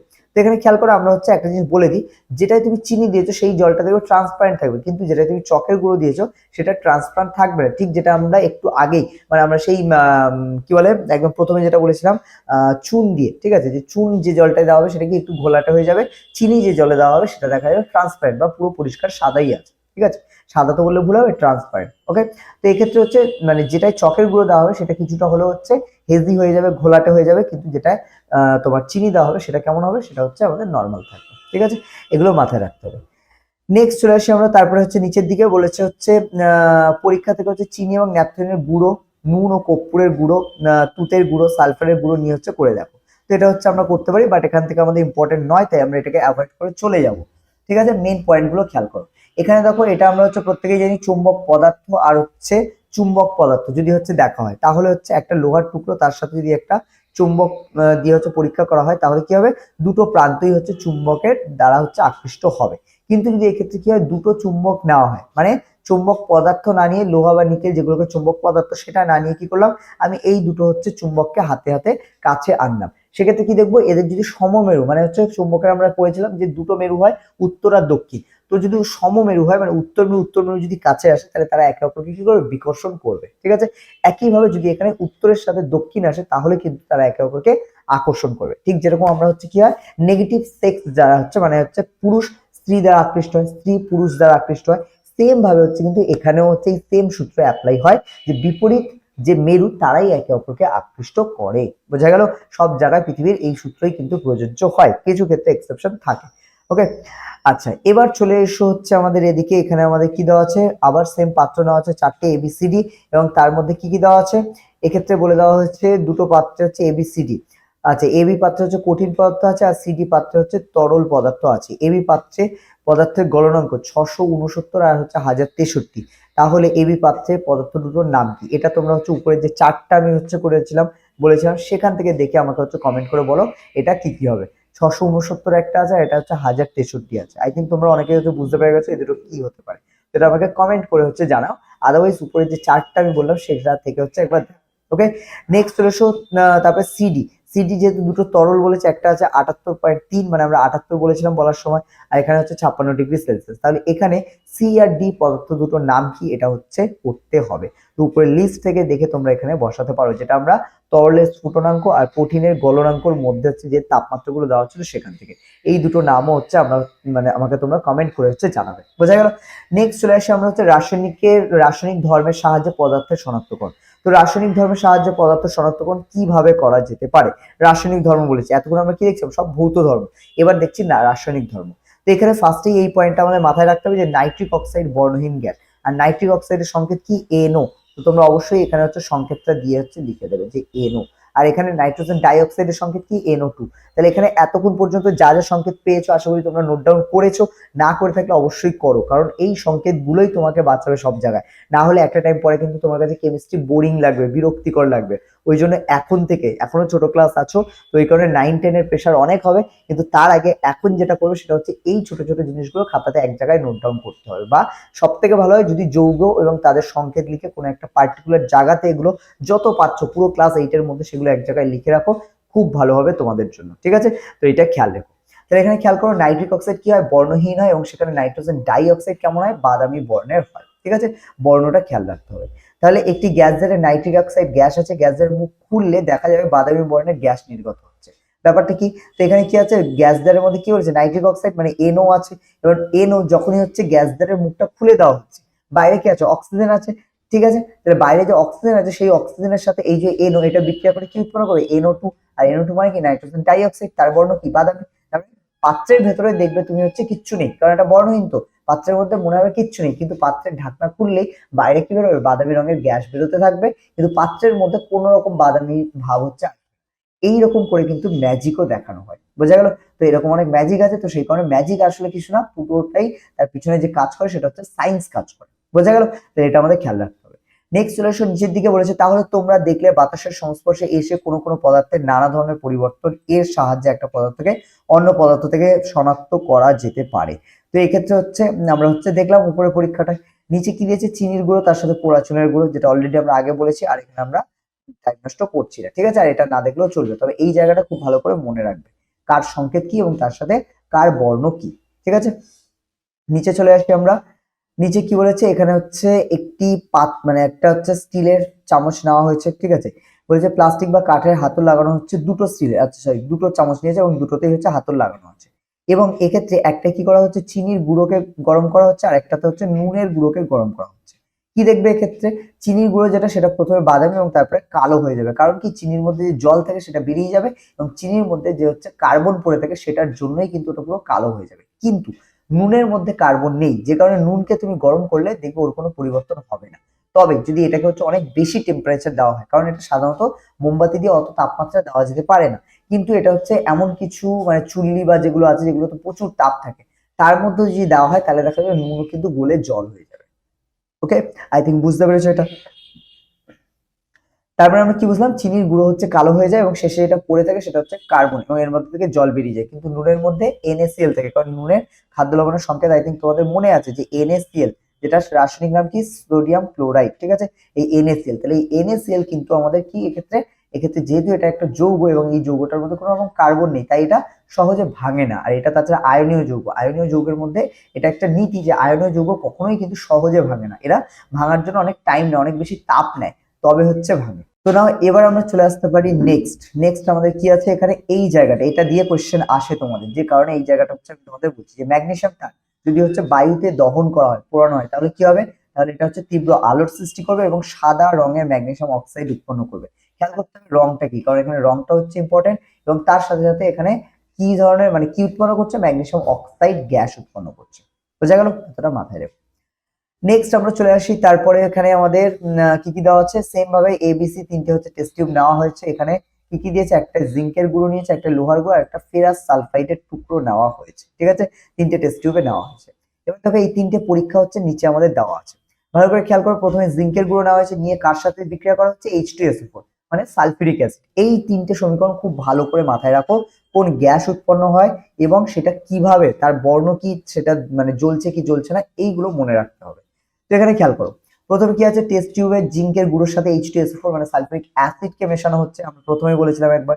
তো এখানে কি হচ্ছে দেখো, বিক্রিয়াটা খেয়াল করবে যে Zn তার সাথে H2SO4 বিক্রিয়া করে কি হচ্ছে, SO4 টা এসে Zn এর সাথে যুক্ত হচ্ছে, পড়ে থাকছে শুধু H2, তাহলে H2 টা পাশে পড়ে থাকছে। তাহলে H2 মানে কি, হাইড্রোজেন, হাইড্রোজেন গ্যাস। তাহলে হাইড্রোজেন গ্যাস সিম্পল কি করে, হাইড্রোজেন গ্যাস হচ্ছে গ্যাস আকারে কিন্তু উঠবে, এবং গ্যাস আকারে এটা যখন উঠবে তখন এটা কিন্তু যদি আগুনের সংস্পর্শে আসে তখন এটা শব্দ সহ, এই জায়গাটা ভেরি ইম্পর্টেন্ট, শব্দ সহ নীল শিখায় জ্বলে উঠে নিভে যায়। তার মানে জ্বলে উঠবে আবার নিভেও যাবে, তবে যখন জ্বলবে তখন এটা কিন্তু একটা শব্দ করবে। ওকে, এটা আমরা একটা পরীক্ষাও করেছিলাম, যদি এটা তোমাদের মানে অনলাইনে আমরা ছাড়িনি এটা। তো তোমরা আমাদের যে প্র্যাকটিক্যালের চ্যানেল সেটাতেও ভিজিট করতে পারো, দেখবে হচ্ছে বিপি এক্সপেরিমেন্ট বলে একটা চ্যানেল আছে, যেটা হচ্ছে এই ভিডিও ডেসক্রিপশনেও দেওয়া থাকবে। তো সেখান থেকেও তোমরা কিন্তু ওটাকে দেখে নিতে পারো, ওই চ্যানেলে ভিজিট করে হচ্ছে এই ধরনের যে প্র্যাকটিক্যাল গুলো সেগুলো ওখান থেকে দেখতে পারো। ওকে, তাহলে আমরা কি দেখলাম, জিঙ্কের টুকরোর সাথে যদি H2SO4 বিক্রিয়া করে তাহলে এই বিক্রিয়াটা ঘটবে এবং এখানে উৎপন্ন হবে কি, হাইড্রোজেন গ্যাস। তাহলে কোশ্চেন এটা আসতে পারে যে জিঙ্কের টুকরের সাথে H2SO4 বিক্রিয়া করে কোন গ্যাস উৎপন্ন করে, হাইড্রোজেন গ্যাস। হাইড্রোজেন গ্যাস হচ্ছে এটা উৎপন্ন হয়, সেটা হচ্ছে মানে দাহ্য কি দাহ্য নয়, তো এটা হচ্ছে দাহ্য, দহনশীল। এবং এটা কিভাবে দাহ্য, এটা হচ্ছে মানে যখন উৎপন্ন হয় তখন এটা নীল শিখায় হচ্ছে জ্বলে ওঠে এবং শব্দ সহ একটা শব্দ করে এবং তারপরে নিভে যায়। বোঝা গেল, কারণ ওটা যতটুকু টাইমে থাকে সেই টাইমে খুব তাড়াতাড়ি এটা জ্বলে যায় এবং জ্বলে গিয়ে হচ্ছে সাথে সাথে নিভেও যায়, এবং যখন এটা জ্বলে তখন কি করে, একটা শব্দ উৎপন্ন করে, এটা মাথায় রাখতে হবে। সেম ভাবে আমাদের Fe মানে লোহাও সেম করে H2SO4 এর সাথে, কারণ লোহা H2SO4 এর সাথে বিক্রিয়া করে কি করে, লোহার সাথে হচ্ছে SO4 যোগ হয়ে যায় আর হাইড্রোজেনকে আলাদা করে দেয়, যেটা আমাদের এই রিঅ্যাকশনে লেখা আছে। আর এই তিনটে কিন্তু রিঅ্যাকশন হচ্ছে ভেরি ইম্পর্টেন্ট, এই জন্য খুব ভালো করে মাথায় রাখতে হবে। যে জায়গাগুলো আমি দাগ দিচ্ছি তোমরা শুধু সেই জায়গাগুলোকেই পড়ো, যেটা বোঝাচ্ছি শুধু সেইটাকেই মাথায় রাখো, তাহলেই দেখবে হচ্ছে এই অধ্যায়ের প্রত্যেকটা কোশ্চেন তোমাদের কাছে ইজি লাগবে যখন তোমরা পিডিএফটা পেয়ে যাবে। বোঝা গেল? নাও নেক্সট চলে আসো, তো এখানে আমাদের কোন গ্যাস উৎপন্ন হচ্ছে, H2 বা হাইড্রোজেন গ্যাস উৎপন্ন হচ্ছে। আর এখানেও হাইড্রোজেন মানে কি, তার একই ধর্ম, যে শব্দ সহ নীল শিখায় জ্বলে উঠেই নিভে যাবে। ঠিক আছে, লাস্ট চলে এসো, এখানে ফেরাস সালফেট আছে, তার সাথে সরি সালফাইড আছে, ফেরাস সালফাইড তার সাথে H2SO4 মানে হাইড্রোজেন সালফেট। ওকে, বা হচ্ছে সালফিউরিক অ্যাসিড বলা হয় যেটাকে। তাহলে এই দুটো যদি রিঅ্যাকশন করে তাহলে কি হবে, এখানে খেয়াল করো যেহেতু আমাদের হাইড্রোজেন নেই, মানে এখানে হাইড্রোজেন আছে কিন্তু এটা কি করবে, এই এস এর সাথে যুক্ত হয়ে হাইড্রোজেন সালফাইড গ্যাস উৎপন্ন করবে, যেটা কিন্তু পচা ডিমের মতো। ঠিক আছে, তাহলে হাইড্রোজেন সালফাইড, তার সাথে কি থাকবে, ফেরাস সালফেট। এটা ছিল ফেরাস সালফাইড, এটা হয়ে যাবে কি, ফেরাস সালফেট। ওকে, তাহলে এই জায়গাটা আমাদের খেয়াল রাখতে হবে। আর তার সাথে হাইড্রোজেন গ্যাস, যেটা বুদবুদ আকারে হচ্ছে বের হবে এবং এটা পচা ডিমের মতো গন্ধ। বোঝা গেল? নেক্সট চলে আসি আমরা এবার নিচের দিকে, কি বলা হয়েছে দেখো, এখানে হচ্ছে আমাদের বেশ কিছু জিনিস দিয়েছে, এখানে এটা আমাদের দরকার নেই, তবে এই জায়গাটা তোমাদের জন্য দরকার আছে। ঠিক আছে, বাম স্তম্ভের সাথে ডান স্তম্ভ, তো এটা আমরা হচ্ছে করবো। বাম স্তম্ভের সাথে ডান স্তম্ভ কি বলেছে, সাধারণ অবস্থায় ব্রোমিন। সাধারণ অবস্থায় ব্রোমিন হচ্ছে কেমন, দেখো সাধারণ অবস্থায় ব্রোমিন এটা হচ্ছে কিছুটা মানে লাল বর্ণের, আমরা বলতে পারি লাল বর্ণের হচ্ছে তরল। সেক্ষেত্রে আমরা এটার সাথে বি হবে। ঠিক আছে, লাল বর্ণের তরল, আর কিছু আছে আমাদের রিলেটেড নেই, তাহলে এই ক্ষেত্রে ব্রোমিন কি হবে, বি এর সাথে ম্যাচ করে যাবে, যেটা গাঢ় লাল বর্ণের হচ্ছে বা লাল রঙের হচ্ছে তরল পদার্থ। তারপরে আসো পারদ, দেখো পারদটা কি হবে, পারদ আমরা প্রত্যেকে জানি চকচকে, কোথায় আছে, চকচকে রূপলি ভারী তরল পদার্থ, তাহলে এটা কি হবে, জি হবে। এটাকে আমরা কার সাথে ম্যাচ করবো, জি এর সাথে। তারপর আছে নাইট্রোজেন ডাইঅক্সাইড, নাইট্রোজেন ডাইঅক্সাইড কেমন হবে, এটা বাদামি বর্ণের গ্যাস, আমরা বলেছিলাম নাইট্রোজেন ডাইঅক্সাইড, তাহলে এটা হচ্ছে উপরে এর সাথে ম্যাচ করবে। আচ্ছা, তোমরা আমাকে বলো নাইট্রোজেন ডাইঅক্সাইডের সংকেত কি? ঠিক আছে, তোমাদের আশা করি মনে আছে, যদি মনে থেকে থাকে তাহলে আমাকে কমেন্ট করে এখানে বলো যে হচ্ছে নাইট্রোজেন ডাইঅক্সাইডের সংকেতটা কি। নেক্সট চলে এসো ক্লোরিন, তো ক্লোরিন খেয়াল করো, ক্লোরিন Cl দ্বারা প্রকাশ করা হয়, তো ক্লোরিন হচ্ছে কি, এখানে কোনটা হচ্ছে ক্লোরিনের সাথে ম্যাচ করবে। তো দেখা যাক এখানে হচ্ছে তীব্র ঝাঁঝালো গন্ধযুক্ত, এটা তো অ্যামোনিয়া হবে। আচ্ছা, এক কাজ করি, অ্যামোনিয়াটা তাহলে আমরা করে ফেলি, এখানে হচ্ছে এর সাথে এটা হবে, কারণ এটা তীব্র ঝাঁঝালো গন্ধযুক্ত, কারণ এটা আমরা বলেছিলাম অ্যামোনিয়ার গন্ধকে টয়লেটে যে গন্ধটা থাকে ওইটার মতো অনেকটা, সেই কারণে এটা হচ্ছে তীব্র ঝাঁঝালো গন্ধযুক্ত। আচ্ছা, নিচে কি আছে, গন্ধক বা সালফার, এটা কি হয়, এটা হচ্ছে সাধারণত সবুজাভ হলুদ বর্ণের ঝাঁঝালো তরল, তাহলে এটাকেও করে নিই আমরা, সালফারটা আগে, ক্লোরিনটা আমরা লাস্টে করছি। আচ্ছা, তারপরে কি আছে, নিশাদল, নিশাদল মানে আমরা বলেছিলাম অ্যামোনিয়াম ক্লোরাইড, নিঃসাদলটা কি, এটা হচ্ছে জলে মেশানো হলে ঠান্ডা হয়ে যায়, ঠিক আছে। নিঃসাদলকে জলে মেশানো হলে কি হয়, জল ঠান্ডা হয়ে যায়। তারপরে কি বলেছে, চিনি, চিনি হচ্ছে গরম করলে কি হয়, কালো হয়ে যায়। তাহলে আমরা বলতে পারি চিনি গরম করলে কি হয়, কালো হয়ে যায়। তাহলে এখান থেকে উঠছে, এটা এখানে যাচ্ছে, ঠিক আছে, বোঝা যাচ্ছে। তাহলে কে কোথায় যাচ্ছে, তাহলে এখানে আমাদের এটা যেটা নিঃসাদল সেটা জলে মেশালে ঠান্ডা হয়ে যায়, আর চিনি সেখানে গরম করলে কি হয়, কালো হয়ে যায়। পড়ে আছে কি, ক্লোরিন। তাহলে পড়ে আছে এখানে অপশন কি, আমাদের ফিকে হলুদ রঙের কঠিন পদার্থ। তাহলে ক্লোরিন হচ্ছে কি ফিকে হলুদ রঙের কঠিন পদার্থ। বাকি A B C D E F G প্রত্যেকটা হয়ে গেছে। তাহলে এই ক্ষেত্রে এটা আমাদের কি হবে, ফিকে হলুদ বর্ণের তরল পদার্থ, সরি কঠিন পদার্থ। ওকে, তো এইগুলো হচ্ছে আমাদের মাথায় রাখতে হবে। এবার চলে আসি আমরা হচ্ছে ধাতু আর অধাতুর বৈশিষ্ট্য। এখানে সব থেকে বেশি যে কোয়েশ্চেনটা আসে, তোমরা চাইলে নোট ডাউন করে রাখতে পারো, সেটা হলো ধাতু এবং অধাতুর হচ্ছে পার্থক্য লেখো। আমরা যে বৈশিষ্ট্যগুলো পাবো সেগুলো দিয়েই আমরা পার্থক্য লিখে দিতে পারবো।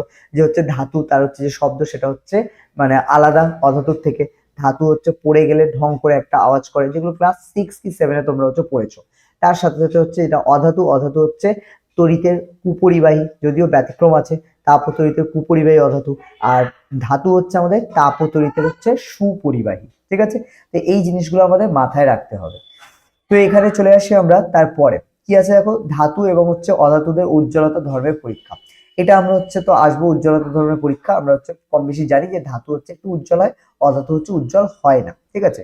আচ্ছা, এইটা খেয়াল রাখো, এইটা দিয়ে তোমাদের ডিরেক্ট কোয়েশ্চেন আসে যে আয়োডিন অধাতু হলেও তা উজ্জ্বল, ঠিক আছে। আয়োডিন অধাতু হলেও তা উজ্জ্বল, এটা হচ্ছে কোয়েশ্চেন দেয় যে কোন অধাতু উজ্জ্বল, বা হচ্ছে ড্যাশ অধাতু হলেও তা উজ্জ্বল। তাহলে কি হবে, সেটা ড্যাশের মধ্যে কি বসবে, আয়োডিন বসবে। তো এটা হচ্ছে ভেরি ইম্পর্টেন্ট, এটা মনে রাখো। অন্যান্য ধাতুগুলো কেমন হয়, অনুজ্জ্বল হয়। ওকে, তাহলে আমাদের কোন ধাতু মানে অধাতুটি হচ্ছে উজ্জ্বল, সেটা হচ্ছে আয়োডিন। নেক্সট চলে আসছে হচ্ছে নিচের দিকে, আর ধাতুর ক্ষেত্রে সবই হচ্ছে উজ্জ্বল হয়, কিন্তু অধাতুর ক্ষেত্রে আয়োডিনটা উজ্জ্বল। নেক্সট চলে আসছে ধাতু অধাতুদের কাঠিন্যের পরীক্ষা, কোনটা বেশি শক্ত, তো অবশ্যই হচ্ছে ধাতু হচ্ছে বেশি কঠিন, ঠিক আছে। আর অধাতু যেটা সেটা হচ্ছে কঠিন বললে ভুল হবে, অধাতুর ক্ষেত্রে বেশিরভাগই কি হয়, গ্যাসীয় অবস্থায় থাকে। তো এটা আমরা খেয়াল রাখতে পারি। আর ধাতুর ক্ষেত্রে সবই হচ্ছে কি কঠিন হয়, যেরকম আমরা এখানে বলতে পারি মৌল হিসেবে লোহা, অ্যালুমিনিয়াম, তামা, জিঙ্ক, সীসা এবং কাঠকয়লা। কাঠকয়লাটা এখানে আমাদের এটা হচ্ছে অধাতু, কিন্তু উপর থেকে লোহা, অ্যালুমিনিয়াম, তামা, জিঙ্ক, সীসা সবকটাই কিন্তু আমাদের হচ্ছে ধাতু এখানে, ঠিক আছে। এবং এগুলো দিয়ে বিভিন্ন ধরনের জিনিস তৈরি করা, যেরকম লোহা দিয়ে হচ্ছে ছুরি তৈরি করা হয়, এটা হচ্ছে আমরা কম বেশি জানি। বা হচ্ছে তোমার স্টিল যেটা, সেটা দিয়ে হচ্ছে ছুরি তৈরি করা, ওটাও লোহারই অ্যাকচুয়ালি একটা কম্পোনেন্ট, বোঝা গেল। স্টিল অ্যাকচুয়ালি লোহা দিয়েই তৈরি হয়। আচ্ছা, তারপরে দেখো নিচের এই পয়েন্টটা খেয়াল করো, সব ধাতুদের কাঠিন্য এক নয়, তবে মনে রাখা দরকার পারদ ধাতু হলেও তরল। তাহলে সব পড়বো না আমরা, শুধু এই জায়গাটা পড়বো যেটা আমরা ক্লাস 6 অলরেডি পড়েছি, পারদ ধাতু হলেও তরল, ব্রোমিন অধাতু হলেও তরল। তাহলে কোন অধাতু তরল, এটাও কোয়েশ্চেন আসতে পারে। উপরে যেরকম আমরা বলেছিলাম কোন অধাতু চকচকে বা উজ্জ্বল, সেটা হচ্ছে আয়োডিন। আবার কোন অধাতু তরল, সেটা হচ্ছে ব্রোমিন। ব্রোমিন হচ্ছে অধাতু হলেও কি হবে, এটা তরল। ওকে, তারপরে দেখো, তাহলে এই জায়গাগুলো আন্ডারলাইন করছি, তোমাদেরকে এগুলোকেই আন্ডারলাইন করতে হবে। তবে সাধারণ উষ্ণতায় ও চাপে বেশিরভাগ অধাতু গ্যাসীয়, ঠিক আছে, এটা ভালো করে খেয়াল রাখতে হবে। সাধারণ উষ্ণতায় ও চাপে বেশিরভাগ অধাতু কি গ্যাসীয়, যেরকম nitrogen, oxygen, carbon die oxide, এগুলো এগুলো সবই কি গ্যাস। হাইড্রোজেন, এগুলো সব কি গ্যাস, এগুলো কি অধাতুও বটে, বোঝা গেল। চলে এসো নমনীয়তা, মানে হচ্ছে কোনটাকে সহজে বাঁকানো যায়। তো সাধারণত ধাতুদের নমনীয়তা অনেক বেশি, অধাতুর কোনো নমনীয়তা থাকে না, কারণ বাইরে থেকে আঘাত করলে অধাতু সরাসরি কি ভেঙে যায়। কাঠ, কয়লা এগুলো কি বাইরে থেকে আঘাত করলে, এটা সোনা বা হচ্ছে রূপো, লোহা যেরকম বাঁকানো যায়, সেরকম বাঁকানো যায় না।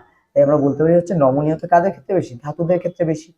তো এক্ষেত্রে প্রয়োজনীয় দ্রব্যের ক্ষেত্রে আমাদের বেশ কিছু জিনিস দিয়েছে, এখানে আমাদের দরকার নেই, তোমরা এটা রিডিং পড়তে পারো, আদারওয়াইজ এটা আমাদের দেখতে হবে না। ওকে, তো এখানে এই জায়গাটা একটু খেয়াল করে, সোনা ও রূপো এই দুই রূপোর এই ধর্ম সব থেকে বেশি।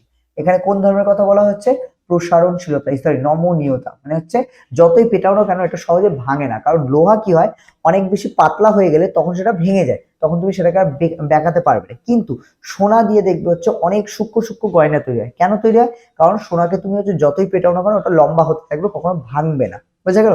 এটা হচ্ছে সোনা এবং রূপোর একটা বিশেষ ধর্ম, যে কারণে আমরা সোনার গয়না তৈরি করি বা রূপোর গয়না তৈরি করি। ওকে, তার মানে এটা আমাদের কিন্তু খেয়াল রাখতে হবে, ঠিক আছে। নমনীয়তা ধর্ম, তাহলে হচ্ছে কোন দুটো ধাতুর হচ্ছে সব থেকে বেশি, সোনা ও রূপোর নমনীয়তা সব থেকে বেশি। এবার অধাতুগুলোর এইরকম ধর্ম নেই, যেটা আমরা প্রথমে বলেছি, কারণ অধাতুকে বাইরে থেকে আঘাত করলে কি হয়, ভেঙে গুঁড়ো হয়ে যায়, সেই জন্য এদের কোনো এই ধরনের ধর্ম নেই। নেক্সট চলে এসো প্রসারণশীলতা, এটাও সেম, এটাও কিন্তু সোনার উপর বেশি প্রসারণশীলতা, মানে যতই আঘাত করো না কেন এটা প্রসারণ হতে থাকবে, এটা কখনোই কিন্তু ভেঙে যাবে না। এবার খেয়াল করো, তোমাদের প্রসারণশীলতা আর নমনীয়তার মধ্যে একটা কনফিউশন হতে পারে। দেখো নমনীয়তা মানে কি, ওটাকে তুমি যতই মারো না কেন ওটা কি হবে, আস্তে আস্তে চ্যাপ্টা হবে কিন্তু ভেঙে যাবে না। প্রসারণশীলতা মানে কি, এটা হচ্ছে প্রসারিত হবে, ঠিক আছে, মানে এটাকে তুমি যত দুদিক থেকে টানো, যেরকম প্লাস্টিককে দেখবে অনেক সময় দুদিক থেকে টানলে অনেক লম্বা হয় তারপরে ছিঁড়ে যায়, কিন্তু এখানে কি হয়, এখানে হচ্ছে প্রসারণশীলতা, নমনীয়তার জন্য বলতে পারো হচ্ছে প্রসারণশীলতা আসে। তার মানে যাদের নমনীয়তা আছে তাদের প্রসারণশীলতাও বেশি হবে, সেই কারণে সোনার উপর নমনীয়তা যেহেতু বেশি তাই প্রসারণশীলতাও কি হবে, বেশি হবে। ওকে, নমনীয়তা মানে কিন্তু নরম নয়, কারণ নরম হওয়া ভেঙে যাওয়া এটা আলাদা জিনিস। নমনীয়তা মানে তুমি ওটাকে যতই আঘাত করো না কেন সেটা হচ্ছে খুব তাড়াতাড়ি হচ্ছে কি হবে, পাতলা হয়ে যাবে, হয়ে হচ্ছে এটা মানে চ্যাপ্টা হয়ে যাবে, কিন্তু কখনো ভেঙে 2 টুকরো 4 টুকরো হয়ে যাবে না। এই ব্যাপারটা খেয়াল রাখতে হবে। তো এই ক্ষেত্রে আমরা বলতে পারি 1 গ্রাম সোনা থেকে খুব সরু লম্বা তার তৈরি করা যায়, কিন্তু 1 গ্রাম লোহা থেকে কিন্তু তার তৈরি করা যায় না। এর থেকে সোনার প্রসারণশীলতা লোহার চেয়ে কম না বেশি তা বোঝা যায়। ঠিক আছে, তো এই ক্ষেত্রে আমরা বলতে পারি তাহলে এর থেকে সোনার প্রসারণশীলতা যে বেশি সেটা আমরা বুঝতে পারছি। তো এই জায়গাটা তোমরা শুধু একটু আন্ডারলাইন করবে, সামান্য 1 গ্রাম সোনা থেকে সরু লম্বা তার তৈরি করা যায়, ঠিক আছে, অনেকটা করা যায়, কিন্তু 1 গ্রাম লোহা থেকে কিন্তু তা করা যায় না, এইটা মনে রাখতে হবে। মানে এখান থেকে একটা স্পেসিফিক কোয়েশ্চেন আসে, ঠিক আছে, যে একটি সোনার টুকরো থেকে বা 1 গ্রাম সোনা থেকে হচ্ছে অনেকগুলি তার তৈরি করা যায়, এবং একটি লোহার টুকরো থেকে বা 1 গ্রাম লোহা থেকে হচ্ছে অনেক তার তৈরি করা যায় না। ঠিক আছে, সত্য মিথ্যাতে দিতে পারে। তো এই ধরনের কোয়েশ্চেন আসতে পারে, ওই জন্য এটা মাথায় রাখতে হবে। এরপর চলে আসো তাপ পরিবাহিতা। আমরা জানি হচ্ছে ধাতু তাপের সুপরিবাহী আর অধাতু হচ্ছে তাপের কুপরিবাহী। তাহলে এরকম ছবির মতো করে একটা লোহার স্ট্যান্ড বা হচ্ছে এরকম ধাতুর একটা স্ট্যান্ড নিয়ে তার এই পাশে মোমের সাথে যদি একটা পেরেককে এভাবে আমরা ঝুলিয়ে দিই, তাহলে দেখবো এখানে তাপ দিলে এই তাপটা যেহেতু কি প্রবাহিত হয়, মানে ছড়িয়ে পড়ে, তারপরে এখান থেকে তাপটা এদিকে যাবে এবং এই যে মোমের সাথে পিন প্লেটটাকে আটকে দেওয়া আছে, এই মোমটা গলে যাবে এবং পিন প্লেটটা পড়ে যাবে। তার ফলে বোঝা যাবে যে এখানে হচ্ছে তাপ কি হচ্ছে এক জায়গায় দেওয়া হচ্ছে, কিন্তু সেটা পরিবাহিত হয়ে অন্য প্রান্তে পৌঁছে যাচ্ছে। তার মানে আমাদের ধাতু কি করতে পারে, তাপের সুপরিবাহী, কিন্তু কোনো অধাতু হলে সেটা কিন্তু এটা পড়বে না। বোঝা গেল, ইট কাঠ পাথর এগুলোতে তাপ দিলে সেটা কিন্তু ছড়িয়ে পড়বে না। তো এই কারণে আমরা বলতে পারি যে এক্ষেত্রে হচ্ছে তাপ পরিবাহিতা সেটা হচ্ছে ধাতুর ক্ষেত্রে বেশি, অনেক বেশি। ঠিক আছে, কিছু আছে মানে তাপ পরিবাহিতা যেহেতু বলেছে, খেয়াল করো তড়িৎ পরিবাহিতা বলেনি, তাপ পরিবাহিতা বলেছে, সেক্ষেত্রে কিছু অধাতু আছে তারা কিন্তু তাপও পরিবহন করে। যেমন সব থেকে বেশি তাপ পরিবহন করে আমাদের কিন্তু মানে হিরে। ঠিক আছে, মানে যত ধাতু আছে তাদের থেকেও বেশি তাপ পরিবহন করতে পারে হিরে, যে কারণে বিশেষ কিছু ক্ষেত্রে কিন্তু হিরে, ডায়মন্ড যেটা, সেটা হচ্ছে ব্যবহার করা হয় তাপকে পরিবহন করার জন্য। ঠিক আছে, যাই হোক, এখানে আমরা চলে আসছি নিচের দিকে। তো এখানে আমাদের কি আছে, পদার্থের তাপ পরিবাহিতা, এগুলো হচ্ছে হলো। এখানে আমাদের বিশেষ কোনো কোয়েশ্চেন আর থাকবে না বা আসবে না, সেই জন্য এটা আমরা দেখছি না। নিচের দিকে চলে আসো, এখানে হচ্ছে আমাদের দুটো জিনিস বলেছে, কার্বন ডাই অক্সাইড আর সালফার। যদি দুটোকে হচ্ছে পোড়ানো হয় এভাবে হচ্ছে তাপ দিয়ে, তাহলে দেখা যাবে এক্ষেত্রে হচ্ছে সালফার ডাই অক্সাইড গ্যাস উৎপন্ন করবে, যেটাকে সালফার ডাই অক্সাইডের সংকেতটা লিখে দিতে পারো তোমরা SO2। ঠিক আছে, সালফার ডাই অক্সাইডের সংকেত কি, SO2। এই সালফার ডাই অক্সাইড গ্যাস উৎপন্ন করবে সালফার পুড়ে, এবং কার্বন যেটা অ্যাকচুয়ালি একটাতে কার্বন নেওয়া হবে, তাহলে কার্বন নিলে সেটা দেখা যাবে কার্বন ডাই অক্সাইড গ্যাস উৎপন্ন করবে। ঠিক আছে, তাহলে এই দুটো জিনিস আমরা খেয়াল রাখতে পারি, যে সাধারণত যে অধাতু তারা হচ্ছে অক্সিজেনের সাথে যুক্ত হয়ে অক্সাইড গঠন করে। ঠিক আছে, সালফার হলে সালফার ডাই অক্সাইড, আর কার্বন হলে কার্বন ডাই অক্সাইড, কার্বন মনো অক্সাইড, এগুলো গঠন করে। ঠিক আছে, নেক্সট চলে আসি আমরা এবার নিচের দিকে, যে লোহার উপর রাখা হচ্ছে এগুলো, এগুলো হচ্ছে দেওয়া আছে। আচ্ছা, এখানে চলে আসো এই জায়গাটা, ধাতু অধাতু তাপ পরিবাহিতা। তো দেখো ধাতু অধাতু তাপ পরিবাহিতা, ধাতুর ক্ষেত্রে তো আমরা জানি হচ্ছে তাপ পরিবহন আছে। এই জায়গাটা খেয়াল করে, যেটা তোমাদের আগে বলেছিলাম, যে মনে রাখতে হবে যে হিরে কিংবা গ্রাফাইট অধাতু হলো তাপের সুপরিবাহী, এবং সব থেকে বেশি কোনটা পরিবহন করে, হিরে পরিবহন করে, এটা মাথায় রাখবে। ধাতু অধাতু হচ্ছে তাপ পরিবাহিতা, তড়িৎ পরিবাহিতা। তড়িৎ তো হচ্ছে ধাতু পরিবহন করে, এটা আমরা জানি, কিন্তু অধাতুর মধ্যে হচ্ছে গ্রাফাইট বলে একটা অংশ আছে বা যে পদার্থটা আছে, সেটা কিন্তু তাপের সুপরিবাহী। তাহলে খেয়াল রাখতে হবে যে অধাতু হলেও গ্রাফাইট হচ্ছে তাপের সুপরিবাহী। ওকে, খেয়াল রাখো। তারপরে দেখো ধাতব শব্দ অধাতব শব্দের মধ্যে তুলনা। তো ধাতব শব্দ হচ্ছে একটু অন্যরকম হয়, অধাতব শব্দ সেক্ষেত্রে হচ্ছে আলাদা হয় ধাতব শব্দের থেকে। তো এই ক্ষেত্রে কোয়েশ্চেন দেবে না এখান থেকে, চিন্তা নেই। তো এখান থেকে আমরা হচ্ছে এগিয়ে যাই, এগিয়ে আমরা চলে আসি পরের টপিকে, যেগুলো আমাদের ইম্পর্টেন্ট। এই জায়গাটা দেখো, গ্যালিয়াম এবং সিজিয়াম, সারা বিশ্বে আমরা যত হচ্ছে মৌল পেয়েছি তার মধ্যে গ্যালিয়াম সিজিয়াম হচ্ছে দুটো মৌল। ঠিক আছে, আর এই গ্যালিয়াম সিজিয়ামের একটা বিশেষ প্রপার্টি আছে, সেটা কি, এরা হচ্ছে খুব কম তাপমাত্রায়, মানে গরমকালে হচ্ছে যদি এদের যা তাপমাত্রা থাকে, আমাদের এখানে যে গরম পড়ে 40-50 ডিগ্রি, তখন এরা একা একাই গলে যাবে। তুমি একটা পাত্রে রাখলে সেই পাত্রে একা একাই জল হয়ে থাকবে। ঠিক আছে, যেরকম বাড়িতে ঘি হলে ঘিটা কি গরমকালে একা একা গলে থাকে, কিন্তু যখন হচ্ছে শীতকাল হবে সেটা কি হয়, জমে যায়। তো এখানে হচ্ছে এই যে ধাতুগুলোর কথা বলা হচ্ছে, এই ধাতুগুলো আলটিমেটলি একই রকম, যে এরা হচ্ছে গরম যখন পড়বে তখন হচ্ছে একা একা গলে যাবে, কারণ গরম পড়ছে যখন তাপমাত্রা আমাদের 40-এ উঠে যাচ্ছে, 30-এর উপরে চলে যাচ্ছে।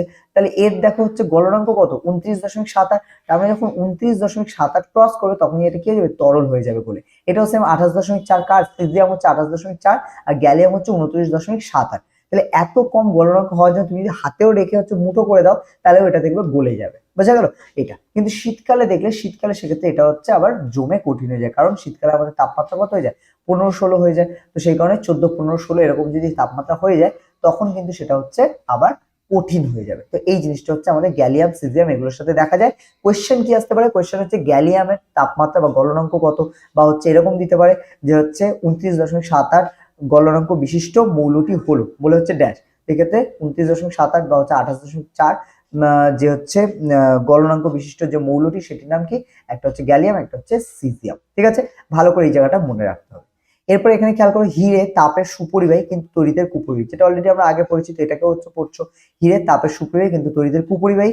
একইভাবে গ্রাফাইট হচ্ছে নরম ও পিচ্ছিল অধাতু হলেও তাপ ও তড়িতের হচ্ছে সুপরিবাহী, বোঝা গেল। তাহলে গ্রাফাইট হচ্ছে এটা নরম কিন্তু তাপ তড়িৎ দুটোই সুপরিবাহী, কিন্তু হিরে কেবলমাত্র হচ্ছে তাপের সুপরিবাহী কিন্তু তড়িতের হচ্ছে কুপরিবাহী, বোঝা গেল, এটা মাথায় রেখো। নেক্সট চলে আসি আমরা হচ্ছে নিচের দিকে। এখানে আর বিশেষ কিছু আমাদের দরকার নেই, তোমরা এটা পড়তে পারো বাড়িতে, এখানে আর বিশেষ কিছু দরকার নেই।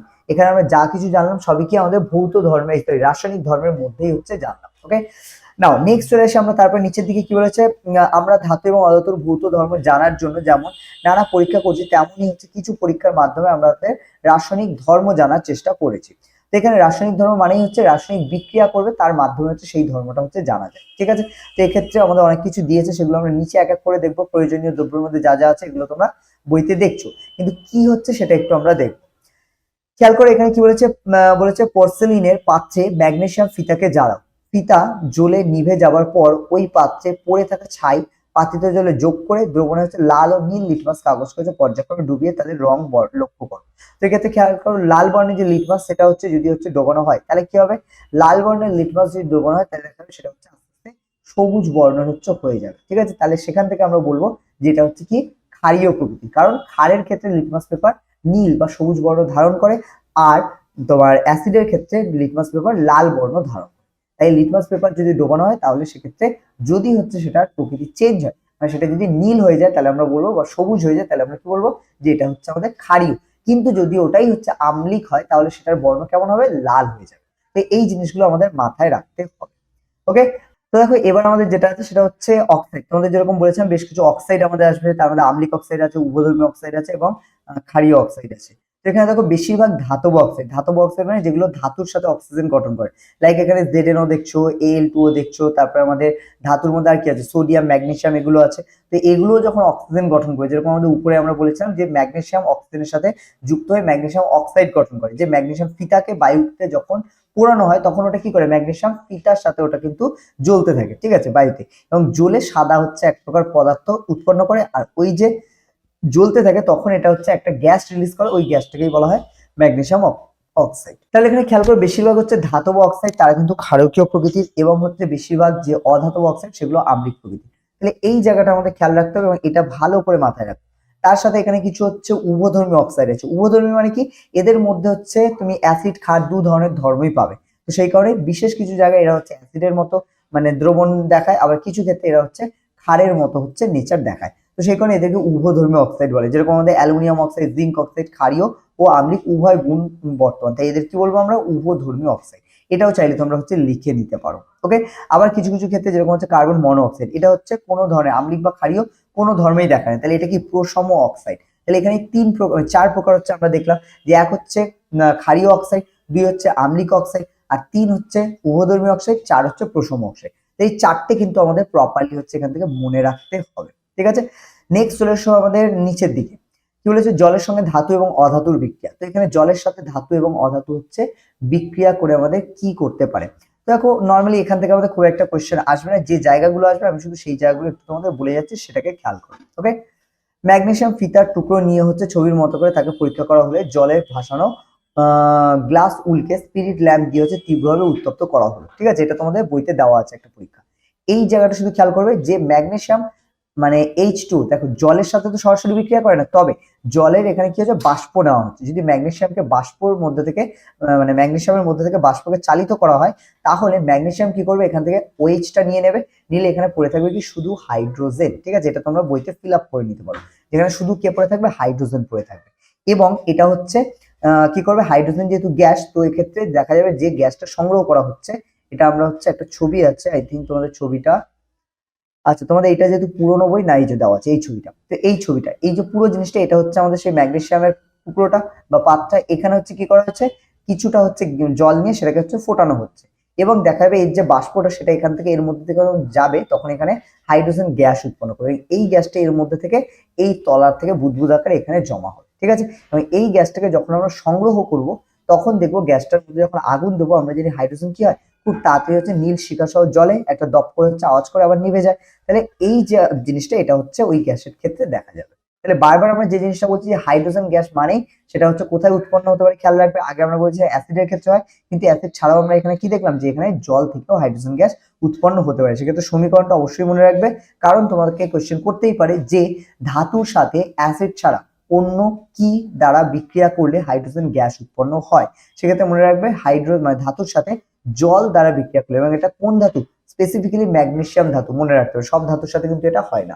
তো ম্যাগনেসিয়াম ধাতু আরো আছে, যদিও আমাদের সোডিয়াম আছে, পটাশিয়াম আছে, এগুলো যেহেতু হচ্ছে আমাদের তীব্র হচ্ছে বিক্রিয়া করে জলের সাথে, সে কারণে ওগুলো কি করে ঠান্ডা জলের সাথেই বিক্রিয়া করে হাইড্রোজেন গ্যাস তৈরি করে, এবং ওগুলো জলের সাথে বিক্রিয়া করে কি করে আমাদের নর্মালি এটা মানে হাইড্রোজেন গ্যাস যেটা উৎপন্ন হয় সেটা আগুন ধরিয়ে দেয় জলের মধ্যে। আর ম্যাগনেসিয়াম ঠান্ডা জলের মধ্যে দিলে কিন্তু বিক্রিয়া করবে না, এটা হচ্ছে গরম জল করলে সেখান থেকে যে বাষ্প আসে তার সাথে বিক্রিয়া করে। খেয়াল করে তাহলে ম্যাগনেসিয়াম যে ধাতুর কথা আমরা বলছি এটা কার সাথে বিক্রিয়া করে, গরম জলের সাথে বিক্রিয়া করে। তাহলে এই জায়গাটা খেয়াল করতে হবে, স্টার মার্ক করে রাখতে হবে বা একটা কোয়েশ্চেন আকারে লিখতে পারো যে উষ্ণ জলের সাথে কোন ধাতু বিক্রিয়া করে হাইড্রোজেন গ্যাস উৎপন্ন করে, এইটা তোমরা কোয়েশ্চেন আকারে রাখতে পারো।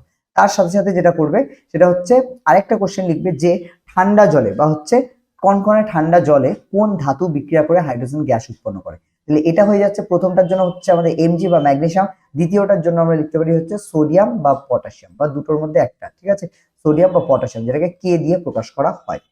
নেক্সট চলে এসো আমাদের নিচের দিকে, এখানে কি আছে, সোডিয়াম পটাশিয়াম ঠান্ডা জলের সঙ্গে তীব্রভাবে বিক্রিয়া করে হাইড্রোজেন গ্যাস উৎপন্ন করে, দেখতে পাচ্ছ, তাহলে এইটাকে কি টিক দিতে হচ্ছে। তারপরে চলে আসতো এখানে সিএ এর ক্ষেত্রে ঠান্ডা জলের বিক্রিয়ার তীব্রতা অনেক কম, কারণ সিএ হচ্ছে ঠান্ডা জলের সাথে বিক্রিয়া অতটা করে না।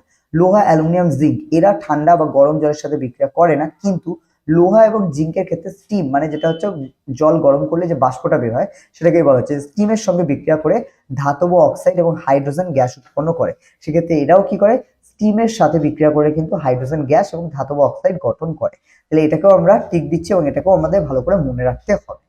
নেক্সট চলে এসো সীসা তামা সোনা রূপো কোনো অবস্থাতেই জলের সাথে বিক্রিয়া করে না, তো এটা হচ্ছে খেয়াল রাখতে হবে, এরা জলের সাথে তো বিক্রিয়া করে না। এবং সীসা তামা, দেখো সীসা করতে পারে কিন্তু তামা সোনা রূপো এগুলো, তামাও করে ফেলে কিন্তু সোনা এবং রূপো এগুলো আবার অ্যাসিডের সাথেও বিক্রিয়া করে না, কারণ এদের এই কারণে বলা হয় কি আমাদের মানে বর ধাতু বলা হয়, কারণ এটা হচ্ছে এতটাই মূল্যবান এবং এদের হচ্ছে এতটাই ইনঅ্যাক্টিভ, মানে এরা সহজে হচ্ছে বিক্রিয়া করে না। যার ফলে তুমি একটা সোনার আংটি যদি হচ্ছে প্রপার মানে পিওর সোনা হয় তাহলে কিন্তু ওটা তুমি জলে হচ্ছে যদি ফেলেও দাও, মানে সরি অ্যাসিডে ফেলেও দাও ওটা কিছু হবে না, কিন্তু তুমি সীসা বা তামাকে যদি হচ্ছে অ্যাসিডের মধ্যে ফেলে দাও দেখবে ওটা হচ্ছে গলে গিয়ে ওর সাথে মিশে যাবে, গিয়ে পুরোটাই হচ্ছে কি একটা অ্যাসিডের দ্রবণ যেরকম হয় ঠিক সেরকম, মানে একটা পাত্রে আমরা অ্যাসিড নিলে ধরো এর সাথে আমরা যদি অ্যাসিড নিলাম নিয়ে এর মধ্যে হচ্ছে তামার একটা আংটি ফেলে, তাহলে দেখবে তামার আংটিটা হচ্ছে সেই যেরকম মানে তোমার কি বলে স্প্রাইটের মধ্যে কোনো কিছু দিলে যেরকম গলে যায় সেরকম এর মধ্যেও হচ্ছে কিন্তু এই যে সীসা বা তামার আংটি এগুলো হচ্ছে গলে যাবে, কিন্তু সোনার উপর ক্ষেত্রে এরকমটা হবে না। বোঝা গেল, এই জায়গাগুলো একটু খেয়াল রাখবে। যদিও আমার হচ্ছে আজকে একটু মানে কথা বলতে প্রবলেম হচ্ছে বলে তোমাদের ক্লাসটা একটু হয়তো অন্যরকম হচ্ছে, বাট হচ্ছে যেহেতু মানে পরীক্ষা আমাদের খুব তাড়াতাড়ি চলে এসছে যে কারণে আমরা এটাকে মোটামুটি কভার করছি যতটা তাড়াতাড়ি সম্ভব, ঠিক আছে। তো নাও এবার আমরা যে জায়গাটা আসছি সেটা হচ্ছে ধাতু অধাতুর সঙ্গে অ্যাসিডের বিক্রিয়া, যেটা অলরেডি আমরা উপরে দেখেছিলাম যে H2SO4 এর সাথে, এখানে আমাদের কিছু আছে এটা আমরা HCl এর সাথে দেখবো, যার পুরো নাম কি, হাইড্রোক্লোরিক অ্যাসিড। ওকে, এটার অপর নামও খেয়াল রাখতে হবে, মিউরিয়েটিক অ্যাসিড বলা হয়। ওকে, তাহলে নামের সাথে হচ্ছে সংকেত মনে রাখছো HCl এবং এর নাম হচ্ছে হাইড্রোক্লোরিক অ্যাসিড, এবং এরই অপর নাম কি, মিউরিয়েটিক অ্যাসিড। বোঝা গেল, যেটাকে টয়লেট পরিষ্কার করার জন্য ব্যবহার করা হয়। এইবার খেয়াল করো আমরা নিচে যদি এই জায়গাটা খেয়াল করি, এখানে আমাদের ABCDEFG বলে হচ্ছে টেস্ট টিউব দিয়েছে। টেস্ট টিউবে হচ্ছে প্রত্যেকটা জায়গায় দেখো কি কি আছে, Fe আছে, HCl এর সাথে বিক্রিয়া করছে, Mg HCl এর সাথে বিক্রিয়া করবে, Al HCl এর সাথে বিক্রিয়া করবে, Zn এটাও HCl এর সাথে বিক্রিয়া করবে। তাহলে এখানে যতগুলো আছে প্রত্যেকে আলটিমেটলি কি করবে, HCl এর সাথে বিক্রিয়া করে হাইড্রোজেন গ্যাস উৎপন্ন করবে। তো তোমাদের এইটুখানি শুধু মনে রাখতে হবে যে এখানে প্রত্যেকটা পাত্রে যে বিক্রিয়াগুলো হবে এখানে হচ্ছে Fe Mg Al Zn Cu S এবং C, তাহলে এখানে যা যা দিয়েছে তার মধ্যে শেষের দুটো ছাড়া এই দুটো কোনো বিক্রিয়া করবে না, কিন্তু বাকি প্রথম যে 4-5টা যে ধাতু আছে কপার পর্যন্ত, এরা প্রত্যেকে বিক্রিয়া করবে, করে আমাদের কোন গ্যাস উৎপন্ন করবে? এক্ষেত্রে আমাদের হাইড্রোজেন বা H2 গ্যাস হচ্ছে উৎপন্ন করবে। বোঝা গেল? এটা মাথায় রেখে। এবং হাইড্রোজেন গ্যাসের নীতি কি আমরা বলছিলাম? বর্ণহীন, গন্ধহীন এবং আগুন দিলে একবার নীল শিখা সহ শব্দ করে জ্বলে উঠে আবার নিভে যায়। বোঝা গেল? এই নিয়মটাও কিন্তু মনে রাখতে হবে হাইড্রোজেন গ্যাসের ক্ষেত্রে। এবার চলে এসো তোমরা হচ্ছে নিচের দিকে, বলছে Zn ধাতুর সঙ্গে লঘু হাইড্রোক্লোরিক অ্যাসিডের বিক্রিয়া কি হয়? আমরা হচ্ছে জানি হাইড্রোজেন গ্যাস উৎপন্ন হয় আর জিঙ্কের লবণ, যেটা ZnSO4 এখানে তোমরা দেখেছো, এখানে দেয়নি। এটা যেরকম FeCl2 আছে, ঠিক একইভাবে নিচের দিকেও এরা হচ্ছে এইভাবে গঠন করে। ZnCl2 হচ্ছে এখানে যুক্ত হবে, যেটাকে বলা হয় জিঙ্কের লবণ। ওকে, তো এখানে জিঙ্কের লবণ, তার সাথে অবশ্যই মাস্ট যেটা উৎপন্ন হবে সবকটার জন্য, সেটা কি? Hydrogen gas. এই জায়গাটা আমাদের খেয়াল রাখতে হবে। নেক্সট চলে এসো, এখানে আমাদের এই যে সক্রিয়তার যে টেবিলটা দিয়েছে, এটা আমাদের ভেরি ভেরি ইম্পর্টেন্ট মনে রাখতে হবে যে সক্রিয়তার শ্রেণী অনুসারে কারা কারা হচ্ছে HCl বা হচ্ছে হাইড্রোক্লোরিক অ্যাসিড বা আমরা যেটা মিউরেটিক অ্যাসিড বললাম তার সাথে বিক্রিয়া করবে। যারা উপরে আছে তারা প্রত্যেকেই বিক্রিয়া করবে, তবে প্রথম দিকে যারা আছে তারা বেশি সক্রিয়, দেখতে পাচ্ছ এখানে সব থেকে বেশি সক্রিয় বলেছে, তাহলে এ বেশি সক্রিয়, এ তার থেকে একটু কম, এ তার থেকে একটু কম করে করে হচ্ছে হবে। এবং এরা প্রত্যেকেই কিন্তু হাইড্রোজেন ক্লোরাইড মানে হচ্ছে HCl যেটা আমরা বললাম তার সাথে কিন্তু বিক্রিয়া করবে, কারণ এরা হাইড্রোজেনের থেকে নিচে আছে। তাহলে নিচে যারা আছে তারা প্রত্যেকেই কিন্তু, বা হাইড্রোজেনের থেকে উপরে আছে আমরা বলতে পারি, এরা প্রত্যেকেই কিন্তু হচ্ছে আমাদের বিক্রিয়া করবে হাইড্রোজেনের সাথে। কিন্তু নিচে দেখো এখানে CuHg AgAu এই যেগুলো আছে এরা কিন্তু হচ্ছে সবাই আমাদের মানে হাইড্রোজেন বা HCl এর সাথে বিক্রিয়া করবে না। কপার আর হচ্ছে মার্কারি, এরা হচ্ছে মার্কারি তো যদিও করে না, কপার হচ্ছে করবে, কিন্তু কপার হচ্ছে খুবই অল্প পরিমাণ হচ্ছে বিক্রিয়া করবে। এরা যত তাড়াতাড়ি বিক্রিয়া করতে পারবে কপার সেভাবে করতে পারবে না, তো সেই কারণে এদের সক্রিয়তা কি অনেক কম। আর এখানে Ag আর Au মানে এটা Ag হচ্ছে আমাদের সিলভার আর Au হচ্ছে গোল্ড, এরা তো একদমই করবে না, কারণ এরা হচ্ছে বর্ধাতু বলা হয়, কারণ এরা হচ্ছে কোনো অ্যাসিডের সাথে বিক্রিয়া করে না। বোঝা গেল? তো কোনো অবস্থাতেই করে না। তবে খেয়াল রাখতে হবে অম্ল, কি বলা হয় আমাদের এখানে হচ্ছে একটা টার্ম আছে অম্লরাজ, ঠিক আছে, বা অ্যাকোয়ারিজিয়া বলে একটা কথা আছে, এটা তোমরা লিখে নিতে পারো। অম্লরাজ বা অ্যাকোয়ারিজিয়ার সাথেই কিন্তু আমাদের AgAu এরা বিক্রিয়া করে। তাছাড়া কোনো অ্যাসিড বা স্ট্রং অ্যাসিড যেগুলো আমরা বললাম তাদের কারোর সাথেই কিন্তু এরা বিক্রিয়া করে না। ঠিক আছে, খেয়াল রাখো। এবার চলে এসো সক্রিয়তা ক্রম থেকে জানা যায় যে হাইড্রোজেনের বাদিকে আছে তারাই লঘু অ্যাসিডের সঙ্গে বিক্রিয়া করে হাইড্রোজেন গ্যাস উৎপন্ন করতে পারে, যেটা আমরা হচ্ছে বললাম সেই জিনিসটাই এখানে লেখা আছে। তারপরে এখানে Fe দেখো এরপরে আছে, ঠিক আছে, খেয়াল করে এখানে Fe আছে, তাহলে Fe আমাদের CuSO4, ঠিক আছে, এর সাথে বিক্রিয়া করবে, কারণ এটাও কি এখানে SO4 আছে, এখান থেকে SO4 কে নিয়ে নেবে আর Cu কে আলাদা করে দেবে কপারকে। এবং এই যে ঘটনাটা আমরা বললাম, এই ঘটনাটা দেখা যায় হচ্ছে আমাদের একটা দ্রবণের মধ্যে, যেরকম হচ্ছে কপার সালফেটের দ্রবণ নিয়ে তুতে যেটাকে বলা হয়, কপার সালফেটের দ্রবণ নিয়ে তার মধ্যে যদি একটা লোহার পেরেক বা ছুরিকে ডোবানো হয়, তাহলে দেখা যাবে ওই লোহার ছুরির গায়ে একটা হচ্ছে কপারের লালচে বাদামি রঙের একটা আস্তরণ পড়েছে। এবং এটাকে তোমরা অবশ্যই আন্ডারলাইন করবে রিয়াকশন সহ, কারণ এই কোয়েশ্চেনটা তোমাদের দেয় যে কপার সালফেট দ্রবণের মধ্যে একটি লোহার ছুরিকে ডোবানো হলে কি হবে। সেক্ষেত্রে খেয়াল রাখবে কি হবে, এক্ষেত্রে যেটা হবে সেটা হচ্ছে লোহার যে ছুরি যেটা Fe ছিল তার উপরে সালফেট বা হচ্ছে বলতে পারি আমরা কপারের একটা আস্তরণ পড়বে, কারণ কপারটা কি হচ্ছে এই দ্রবণ থেকে আলাদা হয়ে যাচ্ছে, যার ফলে FeSO4 দ্রবণে পড়ে থাকছে, আর ওখান থেকে দ্রবণ থেকে কপার যেটা সেটা এই লোহার ছুরির উপরে এসে জমা হতে থাকবে। বোঝা গেল? এটা খেয়াল রাখতে হবে। এবার চলে আসি আমরা নিচের দিকে এখানে আমাদের বিশেষ কোনো হচ্ছে কোয়েশ্চেন নেই, তবে এখানে সোনার একটু ব্যবহারগুলো দেখবে, কারণ তোমরা কম বেশি জানো যে সোনা হচ্ছে আমাদের কি কাজে লাগে, যেটা আমরা সাধারণত কি করি যে অলংকার হিসেবে বা হচ্ছে দ্রব্যাদি আদান প্রদানের জন্য। ধরো কেউ হচ্ছে তোমাকে টাকা দিচ্ছে, তুমি তার বদলে, তোমার কাছে টাকা না থাকলে তুমি তাকে সোনা দিতে পারো, বা তুমি কাউকে সোনা দিচ্ছ সে তার বদলে তোমাকে টাকা দেবে, তোমার কাছে যখন টাকা থাকবে না তখন হচ্ছে এটা হচ্ছে তুমি করতে পারো। এবার চলে আসো নিচের দিকে কার্বন, যেটা হচ্ছে অ্যাকচুয়ালি কি একটা অধাতু। তো এখানে খেয়াল রাখবে জলের সঙ্গে হচ্ছে গ্রাফাইট চূর্ণ মিশিয়ে পিচ্ছিলকারক পদার্থ হিসেবে এটা করা হয়, পেন্সিলের শীষ তৈরিতে ব্যবহার করা হয়, উচ্চ তাপ সহনশীল মুচি তৈরি করতে ব্যবহার করা হয়, তড়িৎ দাঁত তৈরিতে ব্যবহার করা। তাহলে এখানে গ্রাফাইটের যে ব্যবহার এগুলো কিন্তু ভেরি ভেরি ইম্পর্টেন্ট প্রত্যেকটাই। এখানে একটা দুটো তিনটে চারটে কিন্তু আমাদের গ্রাফাইট এবং গ্রাফাইটের ব্যবহার, এই ব্যবহারগুলো প্রত্যেকটা আমাদের মনে রাখতে হবে। এখানে কি আছে দেখো, উচ্চ গলনাঙ্ক হতে হচ্ছে গ্রাফাইটের কি হয়, গলনাঙ্ক উচ্চ থাকে অনেক বেশি তাপ দিয়ে, তবেই এটা গলে, আদারওয়াইজ গলে না। পিচ্ছিলকারক পদার্থ, বিদ্যুৎ ও তাপের সুপরিবাহী, তো এই প্রত্যেকটা জিনিসকেই আমাদের খেয়াল রাখতে হবে।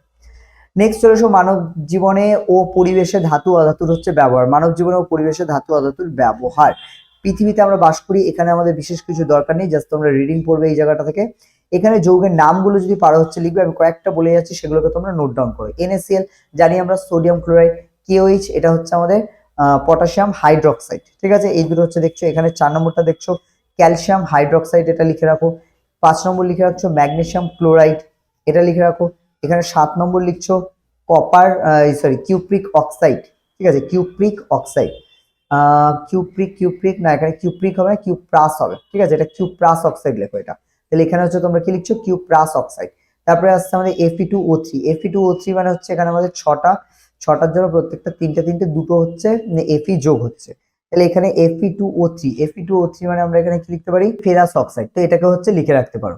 নেক্সট আমরা এইদিকে যদি চলে আসি, এখানে আমাদের বিশেষ কিছু দরকার নেই, পিবিওটা লিখে রাখো লেড অক্সাইড, পিবিও মানে হচ্ছে লেড অক্সাইড, ওকে, এখান থেকে এইটুখানি লিখছো। আর এখান থেকে 16 নম্বরটা লিখছো H2SO4 মানে এটা হচ্ছে সালফিউরিক অ্যাসিড, আর H3PO4টা লিখে রাখো ফসফরিক অ্যাসিড, ঠিক আছে, এখানে লিখে রাখো ফসফরিক অ্যাসিড। তাহলে এই যেগুলো আমরা হচ্ছে বললাম এইগুলোকে তোমাদেরকে এই জায়গাটায় লিখতে হচ্ছে, ওকে। তাহলে এই কয়েকটা জিনিস হচ্ছে আমাদের খেয়াল রাখতে হবে, এগুলো হচ্ছে আমরা করব। এবার চলে আসি আমরা হচ্ছে নিচের দিকে, একটু আমরা প্রায় শেষের দিকে চলে এসেছি, যে প্রত্যেক জীবনের প্রত্যেকে ধাতু অধাতুর হচ্ছে তৈরি নানা উপকরণ আমরা ব্যবহার করি, এবং হচ্ছে পরের পাতায় সেগুলো দেওয়া হয়েছে যে কোথায় কোথায় ধাতু ব্যবহার করা হয়। তো এখানে আমাদের বিশেষ কয়েকটা জায়গা মনে রাখতে হবে, যেরকম গয়নার ক্ষেত্রে কি ব্যবহার করা হয়, কোন কোন ধাতু, রূপো, সোনা আর তামা, তিনটে ধাতু ব্যবহার করা হয়। সব থেকে বেশি রূপো ব্যবহার করা হয়, কারণ রূপোটা সোনার তুলনায় অনেকটাই সস্তা, ঠিক আছে, এটা। তারপরে কি আছে, রাসায়নিক সার, নাইট্রোজেন, ফসফরাস, পটাশিয়াম, দাঁত মাজার paste, carbon, hydrogen, oxygen, aluminium, calcium, এগুলো হচ্ছে ব্যবহার করা এখানে। আচ্ছা, রাসায়নিক সারেরটা মনে রাখছো, 7টা মনে রাখার দরকার নেই দাঁত মাজার পেস্টে, তো রাসায়নিক সারে কি কি ব্যবহার করা হয় এটা মনে রাখছো। আর আর এখানে হচ্ছে ওষুধে এটা, আচ্ছা, আর কিছু আপাতত দরকার নেই। তো এই ক্ষেত্রে আমরা হচ্ছে এই দুটো পয়েন্ট হচ্ছে একটু ভালো করে দেখছি, বাকি চাইলে একটু চোখ বোলাতে পারো, বাট দরকার নেই। তো এক্ষেত্রে গণনার জন্য হচ্ছে সোনা, তামা, রূপো, এবং হচ্ছে রাসায়নিক সারের জন্য কি থাকছে নাইট্রোজেন, ফসফরাস আর পটাশিয়াম, এই দুটো পয়েন্টকে ভালো করে দেখছো। নেক্সট চলে আসছে আমরা নিচের দিকে, বলেছে হচ্ছে ধাতুর নাম ক্যালসিয়াম, সোডিয়াম, পটাশিয়াম, তাহলে তিনটে যদি আমরা ধাতু দেখি ক্যালসিয়াম, পটাশিয়াম, সোডিয়াম, তাহলে কি হবে, তাহলে আমরা দেখবো এখানে অধাতুর যে নাম, যেরকম অক্সিজেন, কার্বন, হাইড্রোজেন, নাইট্রোজেন এবং ফসফরাস, এগুলো সব হচ্ছে কি আমাদের কি অধাতুর নাম। তো এদের প্রত্যেকের হচ্ছে কি বলেছে কোথায় কত পার্সেন্ট আছে সেটা বলেছে পরিবেশে, তো এটা আমাদের জন্য দরকার নেই, ইম্পর্টেন্ট নয়, তো এটা আমাদের না দেখলেও চলবে। নেক্সট আমরা নিচের দিকে চলে আসি, দেহের জলের ভারসাম্য, এখানে হচ্ছে কিছু কোয়েশ্চেন আসে এখান থেকে, শর্ট কোয়েশ্চেন, সেগুলো হচ্ছে একটু খেয়াল করো। জলের ভারসাম্য রাখার জন্য কোন কোন আয়ন আমাদের দরকার, কোন কোন খনিজ মৌল, কারণ এগুলো আলটিমেটলি সবই খনিজ মৌল, তাহলে Na+ এবং K+, এই দুটো খনিজ মৌল আমাদের দেহে জলের ভারসাম্য রক্ষার জন্য দরকার হয়, ওকে, এই জায়গাটা আমাদের খেয়াল রাখতে হবে। এবং যে কারণে অনেক সময় দেখবে অনেকে কাঁচা নুন অনেক বেশি পরিমাণে খায়, তো সেটা খাওয়া উচিত নয়, এবং ডাক্তারবাবুরাও বলে যদি এটা খাওয়া হয় তাহলে আমাদের দুটো সমস্যা হতে পারে যদি কাঁচা নুন অতিরিক্ত মাত্রায় খাওয়া হয়। কি কি, এক নম্বর হচ্ছে রক্তচাপ বেড়ে গিয়ে হৃৎপিণ্ডে বা হচ্ছে বৃক্কে নানা রকম সমস্যা ডেকে আনতে পারে, ওকে। আর দেহে প্রচুর ঘাম কিংবা ডায়রিয়ার মতো হচ্ছে সমস্যা দেখা দিতে পারে। Na+ এর পরিমাণ কমে গেলে রক্তচাপ হঠাৎ করে কমেও যেতে পারে আবার, তো সেই কারণে আমাদের দেহে অতিরিক্ত যদি আমরা হচ্ছে নুন খাই তাহলে আমাদের দেহে জলের পরিমাণ বেড়ে যাবে, কারণ রক্তের মধ্যে যে জল আছে, নুন কি করবে সেই জলটাকে টেনে বাইরে বের করে আনবে, 1 নম্বর। আর 2 নম্বর যেটা, সেটা হচ্ছে আমাদের দেহে যখন জলের মানে নুনের দরকার হবে সেই সময় অ্যাকচুয়ালি নুন আমরা প্রপারলি পাবো না, তো এই কারণে হচ্ছে আমাদের দেহে হচ্ছে যে দেহের মধ্যে বিভিন্ন ধরনের কাজ বা ভারসাম্য সেগুলো কারা রক্ষা করে, Na+ এবং K+, এবং Na+টা আসলে কি সোডিয়াম নাইট্রেট, ঠিক আছে, আর K+ হচ্ছে আমাদের পটাশিয়াম নাইট্রেট, তো এই দুটো হচ্ছে, সরি নাইট্রেট কেন বলছি আমরা, পটাশিয়াম আয়ন, আর এটা হচ্ছে সোডিয়াম আয়ন, তো এই দুটো আমাদের মনে রাখতে হবে। নেক্সট রয়েছে হৃৎপিণ্ডের কার্যকারিতা, এটার জন্য এটা থেকে খুব একটা কোশ্চেন আসে না, তবে হৃৎপিণ্ডের কার্যকারিতার জন্য এই দুটো খনিজ মৌল দায়ী, মনে রাখবে ক্যালসিয়াম আর পটাশিয়াম, ঠিক আছে। উপরটার জন্য কি কি দায়ী ছিল, উপরটা ছিল আমাদের সোডিয়াম আর পটাশিয়াম, আর এখানে হচ্ছে কি আমাদের ক্যালসিয়াম আর পটাশিয়াম। নেক্সট চলে এসো অম্লক্ষারের ভারসাম্য, খেয়াল করো অম্লক্ষারের যে ভারসাম্য, এটা হচ্ছে আমাদের দেহের মধ্যে অ্যাসিড কতটা আছে, ক্ষার কতটা আছে, কোথায় কি বিক্রিয়া হচ্ছে, এই পুরো ব্যাপারটা নিয়ন্ত্রণ করে। তাহলে অম্লক্ষারের যে ভারসাম্য, এটার মধ্যে কি দেখা যায়, অস্টিওপোরোসিস দেখা যায়, কারণ অনেক সময় আমাদের হাড়ে হচ্ছে পোরিসিস মানে ছিদ্র হয়ে যাওয়া, আর অস্টিও মানে কি আমাদের দেহের মধ্যে যে হাড় আছে তাতে যদি ছিদ্র হয়ে যায় তখন হচ্ছে আমরা বলতে পারি যে এগুলোর অভাব হয়েছে, তার মানে তখন আমরা বলতে পারি হচ্ছে যে কে বা হচ্ছে K+ আয়নের অভাব হয়েছে, ঠিক আছে। নেক্সট হচ্ছে দাঁত ও হাড়ের গঠন, তো এটা দিয়ে আমাদের বিশেষ কিছু দেখার দরকার নেই। খাদ্যনালী শর্করা, লিপিড জাতীয় খাদ্যের পরিপাক সম্পর্কে অ্যামাইলেজ ও লাইপেজ উৎসেচক, আবার হাইড্রোজেন পারক্সাইড কে সাধারণ তাপমাত্রায় ভেঙে দেয় ক্যাটালেজ উৎসেচক। আচ্ছা, এই জায়গাটা খেয়াল করো, হাইড্রোজেন পারক্সাইড কে সাধারণ তাপমাত্রায় ভেঙে দেয় কোন উৎসেচক, ক্যাটালেজ উৎসেচক, এটা হচ্ছে খেয়াল করবে, আন্ডারলাইন করে রাখো। আর এখানে খেয়াল করো শর্করা লিপিড জাতীয় খাদ্যের পরিপাকে অ্যামাইলেজ আর লাইপেজ উৎসেচক কাজ করে, তাহলে শর্করা আর লিপিডের ভাঙার জন্য কোন এনজাইম কাজ করে, এখানে আমাদের অ্যামাইলেজ আর লাইপেজ। আর হচ্ছে এখানে আমাদের নিচে কি বলতেছে, হাইড্রোজেন পারক্সাইড কে ভাঙার জন্য হচ্ছে দেওয়া হয় কি ক্যাটালিস। ওকে, তো এই দুটো আমাদের মনে রাখতে হবে। তারপরে চলে এসো আমাদের নিচে, কোষে মাইটোকন্ড্রিয়ার শক্তি উৎপন্ন করতে লাগে সাইটোক্রোম অক্সিডেজ উৎসেচক। তাহলে এটাও আন্ডারলাইন করবে যে কোষের মাইটোকন্ড্রিয়ার শক্তি উৎপন্ন করতে কি দরকার, এখানে লাগে আমাদের হচ্ছে সাইটোক্রোম অক্সিডেজ। ওকে, নেক্সট চলে আসি আমরা নিচের দিকে, রক্ত জমাট বাঁধা। রক্ত জমাট বাঁধা হচ্ছে কিসের প্রভাবে হয়? তো দেখো রক্ত জমাট বাঁধতে এখানে যে আয়নটার কথা বলছে এটা গুরুত্বপূর্ণ, এছাড়া কে প্লাস আয়নেরও হচ্ছে গুরুত্ব আছে রক্ত জমাট বাঁধাতে। তো রক্ত জমাট বাঁধাতে এখানে আমাদের Ca2+ এটা হচ্ছে সাহায্য করে, তার সাথে সাথে হচ্ছে কে প্লাস আয়ন হচ্ছে সাহায্য করে, এটা আমাদের মনে রাখতে হবে। নেক্সট চলে এসো পেশির সংকোচন এবং স্নায়ু স্পন্দন পরিবহন। তো অলওয়েজ হচ্ছে এই তিনটে মৌলের যে আয়নিত যে অবস্থা, এই তিনটে মনে রাখতে হবে যে অলওয়েজ আমাদের পেশির সংকোচন এবং স্নায়ু স্পন্দন, যেটা আমাদের দেহের হচ্ছে উদ্দীপনা এক জায়গা থেকে আরেক জায়গায় নিয়ে যায়, এই কাজটা করে কিন্তু আমাদের তিনটে আয়ন, Mg মানে ম্যাগনেসিয়াম আয়ন, তার সাথে হচ্ছে সোডিয়াম আয়ন, তার সাথে পটাশিয়াম আয়ন। ওকে, নেক্সট চলে আসি আমরা নিচের দিকে, কলাকোষের জারণ বিজারণ। তো এটা আমাদের বিশেষ একটা দরকার নেই, অক্সিজেন পরিবহন এবং সঞ্চয় ও ব্যবহার, তো এটাও আমাদের দরকার নেই। শুধু মনে রাখতে হবে যে এটিপি সংশ্লেষ ও জল উৎপাদনের মতো কার্য সম্পাদন করে কে, মাইটোকন্ড্রিয়া। মাইটোকন্ড্রিয়া অ্যাকচুয়ালি কি করে এইটুকুনি মনে রাখতে হবে, যে মাইটোকন্ড্রিয়া আমাদের কি করছে, এটা আমাদের এটিপি সংশ্লেষ করছে এবং জল উৎপাদন করছে। নেক্সট চলে আসে আমরা তারপরে যে অতিরিক্ত জারণ প্রতিরোধ ও জারণ প্রতিরোধ ও বার্ধক্য আসতে বাধা দেয়। অতিরিক্ত জারণ প্রতিরোধ ও বার্ধক্য আসতে বাধা দেয় হচ্ছে কি, এখানে দেখো কপার, সেলেনিয়াম, ম্যাঙ্গানিজ, বেশ কিছু হচ্ছে ধাতুর নাম বলেছে। এইগুলো যেসব খাদ্যে পাওয়া যায় সেগুলো যদি আমরা গ্রহণ করি তাহলে আমাদের কিন্তু এই ধরনের যে রোগ সেগুলো হওয়ার সম্ভাবনা অনেকটা কমে যাবে। ঠিক আছে, এছাড়া হচ্ছে ক্যান্সার বা আর্থ্রাইটিসের যে সমস্যা সেগুলোও কিন্তু কমে যেতে পারে। হরমোনের গঠন, হরমোন কিভাবে গঠিত হয়? দেখো ডায়াবেটিস রোগ ইনসুলিন নামক হচ্ছে হরমোন এর অভাবে হয়। খাদ্যনালীর সঙ্গে যুক্ত গ্রন্থি অগ্নাশয় কোষে ইনসুলিন হরমোনকে হচ্ছে সুস্থিত ও সঞ্চয় করে Zn2+ গুরুত্বপূর্ণ ভূমিকা পালন করে। তার মানে কি আমাদের দেহের মধ্যে যে অগ্নাশয় আছে সেই অগ্নাশয় থেকে কিন্তু ইনসুলিন ক্ষরিত হয়। এবার এই ইনসুলিন আমাদের দেহে সঞ্চিত থাকে বা জমা থাকে, তার সাথে Zn2+ আয়ন হচ্ছে যুক্ত হয়, হয়ে কিন্তু এই যে হরমোন যে গঠনের যে ব্যাপারটা সেটা আবার আস্তে আস্তে বাড়ায়। ঠিক আছে, এই জায়গাটা আমাদের মাথায় রাখতে হবে। এবার চলে আসি আমরা নিচের দিকে, এই জায়গাটা খেয়াল করবে, লাস্ট লাইনটা আন্ডারলাইন করবে, থাইরক্সিন হরমোন সংশ্লেষে আয়োডিনের গুরুত্বপূর্ণ ভূমিকা আছে। তাহলে থাইরক্সিন বা হচ্ছে আমরা বলতে পারি থাইরয়েড যে গ্রন্থি আছে সেই গ্রন্থি থেকে যে হরমোন ক্ষরিত হয় তার নামই হচ্ছে থাইরক্সিন। এই থাইরক্সিন যে হরমোন এটা সংশ্লেষ করতে মানে তৈরি করতে বা বের করার জন্য যে উদ্দীপনা যোগায় সেটাকে আয়োডিন। আয়োডিন হচ্ছে এই কাজটা করে বলেই কিন্তু আলটিমেটলি ওই জায়গাটায় এটা হচ্ছে দেখা যায়। তারপরে আসছে রক্ত গঠন, রক্ত অস্থিমজ্জায় রক্তে লোহিত রক্তকণিকার পরিণতি প্রাপ্তিতে এবং লোহিত রক্তকণিকার ভেতরে উপস্থিত অক্সিজেন পরিবহনকারী প্রোটিন হিমোগ্লোবিন তৈরিতে কোবাল্ট গুরুত্বপূর্ণ ভূমিকা পালন করে। তাহলে এইটা আন্ডারলাইন করতে হবে যে অক্সিজেন পরিবহনকারী প্রোটিন হিমোগ্লোবিন তৈরিতে হচ্ছে কোন অণু হচ্ছে সাহায্য করে। তাহলে খেয়াল রাখতে হবে মানে কোন মৌল, সরি অণু নয় মৌল, তাহলে এখানে কোন মৌল বা কোন ধাতু সাহায্য করে, কোবাল্ট। কারণ আমাদের যে হিমোগ্লোবিন তার মধ্যে প্রচুর পরিমাণে কোবাল্ট থাকে, কোবাল্ট না থাকলে কিন্তু আমাদের দেহের মধ্যে যে রক্ত সেটা কিন্তু গঠিত হবে না। নেক্সট চলে আসি আমরা, কি বলেছে দেখো দেহের বিভিন্ন গুরুত্বপূর্ণ যৌগ, গুরুত্বপূর্ণ যৌগ বলতে যেগুলো আমাদের দেহের জন্য ইম্পর্টেন্ট। এখানে হচ্ছে কিছু আছে যারা হচ্ছে ভীষণ ইম্পর্টেন্ট, যেরকম ফসফরিক অ্যাসিড, নিউক্লিক অ্যাসিড, তারপরে হচ্ছে মেলাটোনিন এগুলো। আর কিছু আছে যেগুলো আমাদের দেহের জন্য জাস্ট ইম্পর্টেন্ট, খুব একটা ইম্পর্টেন্ট নয়, সেগুলোকে আমরা কি বলবো, সেগুলোকে আমরা বলবো হচ্ছে স্বল্প মাত্রিক মৌল। আর এগুলো যেহেতু অত্যাধিক মাত্রায় দরকার তাই এদেরকে আমরা কি বলবো, অতিমাত্রিক মৌল বা অত্যন্ত গুরুত্বপূর্ণ মৌল। তার মধ্যে আমাদের কি কি আছে, Fe আছে, Fe আছে, Ac আছে, Mn আছে, এগুলো হচ্ছে গুরুত্বপূর্ণ, যদিও এগুলো সব আমাদের কি স্বল্প মাত্রিক। আর অধিক মাত্রিক বা বেশি মাত্রায় দরকার কোনগুলো, এইগুলো carbon, hydrogen, oxygen, nitrogen, phosphorus এবং সালফার, এগুলো সব আমাদের কম মাত্রায় দরকার। বোঝা গেল, এই জায়গাটা আমাদের খেয়াল রাখতে হবে। এবার কি বলেছে দেখো, আবারও কিছু ধাতু এবং অধাতু আছে যারা মানবদেহের সহনীয় মাত্রার উপরে থাকলে নানা রোগ সৃষ্টি করতে পারে। ঠিক আছে, যেরকম লেড বা হচ্ছে সীসা যেটাকে আমরা বলি, তো হচ্ছে লেড যেটাকে পিবি দিয়ে প্রকাশ করা হয়, তোমরা চাইলে এখানে চিহ্নটা লিখে নিতে পারো যাতে মনে থাকে ইন ফিউচার। তাহলে এখানে পিবি লিখছো, তো পিবি হচ্ছে লেডের সংকেত। তো এই ক্ষেত্রে লেড যেটা এটা হচ্ছে পেট্রোল, কীটনাশক, রং, পাইপ এগুলো হচ্ছে তৈরি করতে পারে। পারদ যেটা, পারদ হচ্ছে কোথায় পাওয়া যায়, এটা হচ্ছে ব্যাটারি কারখানায় হচ্ছে মার্কারি ডাম্পার ইত্যাদি হচ্ছে জায়গায় ব্যবহার হয়, মেইনলি হচ্ছে বিভিন্ন কলকারখানায় যেখানে হচ্ছে ব্যাটারি তৈরি হয়, থার্মোমিটার তৈরি হয়, সেই সব জায়গায় এটা বেশি পাওয়া যায়। তারপরে দেখো ক্যাডমিয়াম, ক্যাডমিয়াম একটা ভারী ধাতু, তোমরা জানো এটা হচ্ছে যদি আমরা কম গভীরতার জল হচ্ছে খাই তাহলে আমাদের সেই জলের সাথে কিন্তু পারদ, ক্যাডমিয়াম, তারপরে তোমার নিকেল, লেড, সীসা যেটাকে বলা হয় এগুলো সব প্রবেশ করতে পারে। ওকে, তো এখানে খেয়াল করতে হবে ক্যাডমিয়াম কি করছে, ছত্রাকনাশক যৌগ, সুপার ফসফেট সার, মাটি মানুষের খাদ্য ইত্যাদিতে হচ্ছে কিন্তু ক্যাডমিয়াম থাকে, এবং এটাও একটা হচ্ছে ভারী ধাতুর মধ্যে পড়ে ক্যাডমিয়াম। নেক্সট আসছে আমাদের নিকেল। তো নিকেল কোথায় থাকে? চিংড়ি মাছের মধ্যে হচ্ছে থাকে, কারণ এর মধ্যে যে হিমোসায়ানিন থাকে। মানুষের রক্ত হচ্ছে কি হয়, লাল হয় হিমোগ্লোবিনের কারণে, কিন্তু এদের রক্ত কেমন হয়? এদের রক্ত হয় আমাদের নীলাভ। তো এই কারণে হচ্ছে বলতে পারি আমরা যে এদের মধ্যে কি থাকে, হিমোসায়ানিন থাকে, এবং এর মধ্যে হিমোসায়ানিনের অ্যাকচুয়ালি কি দিয়ে গঠিত?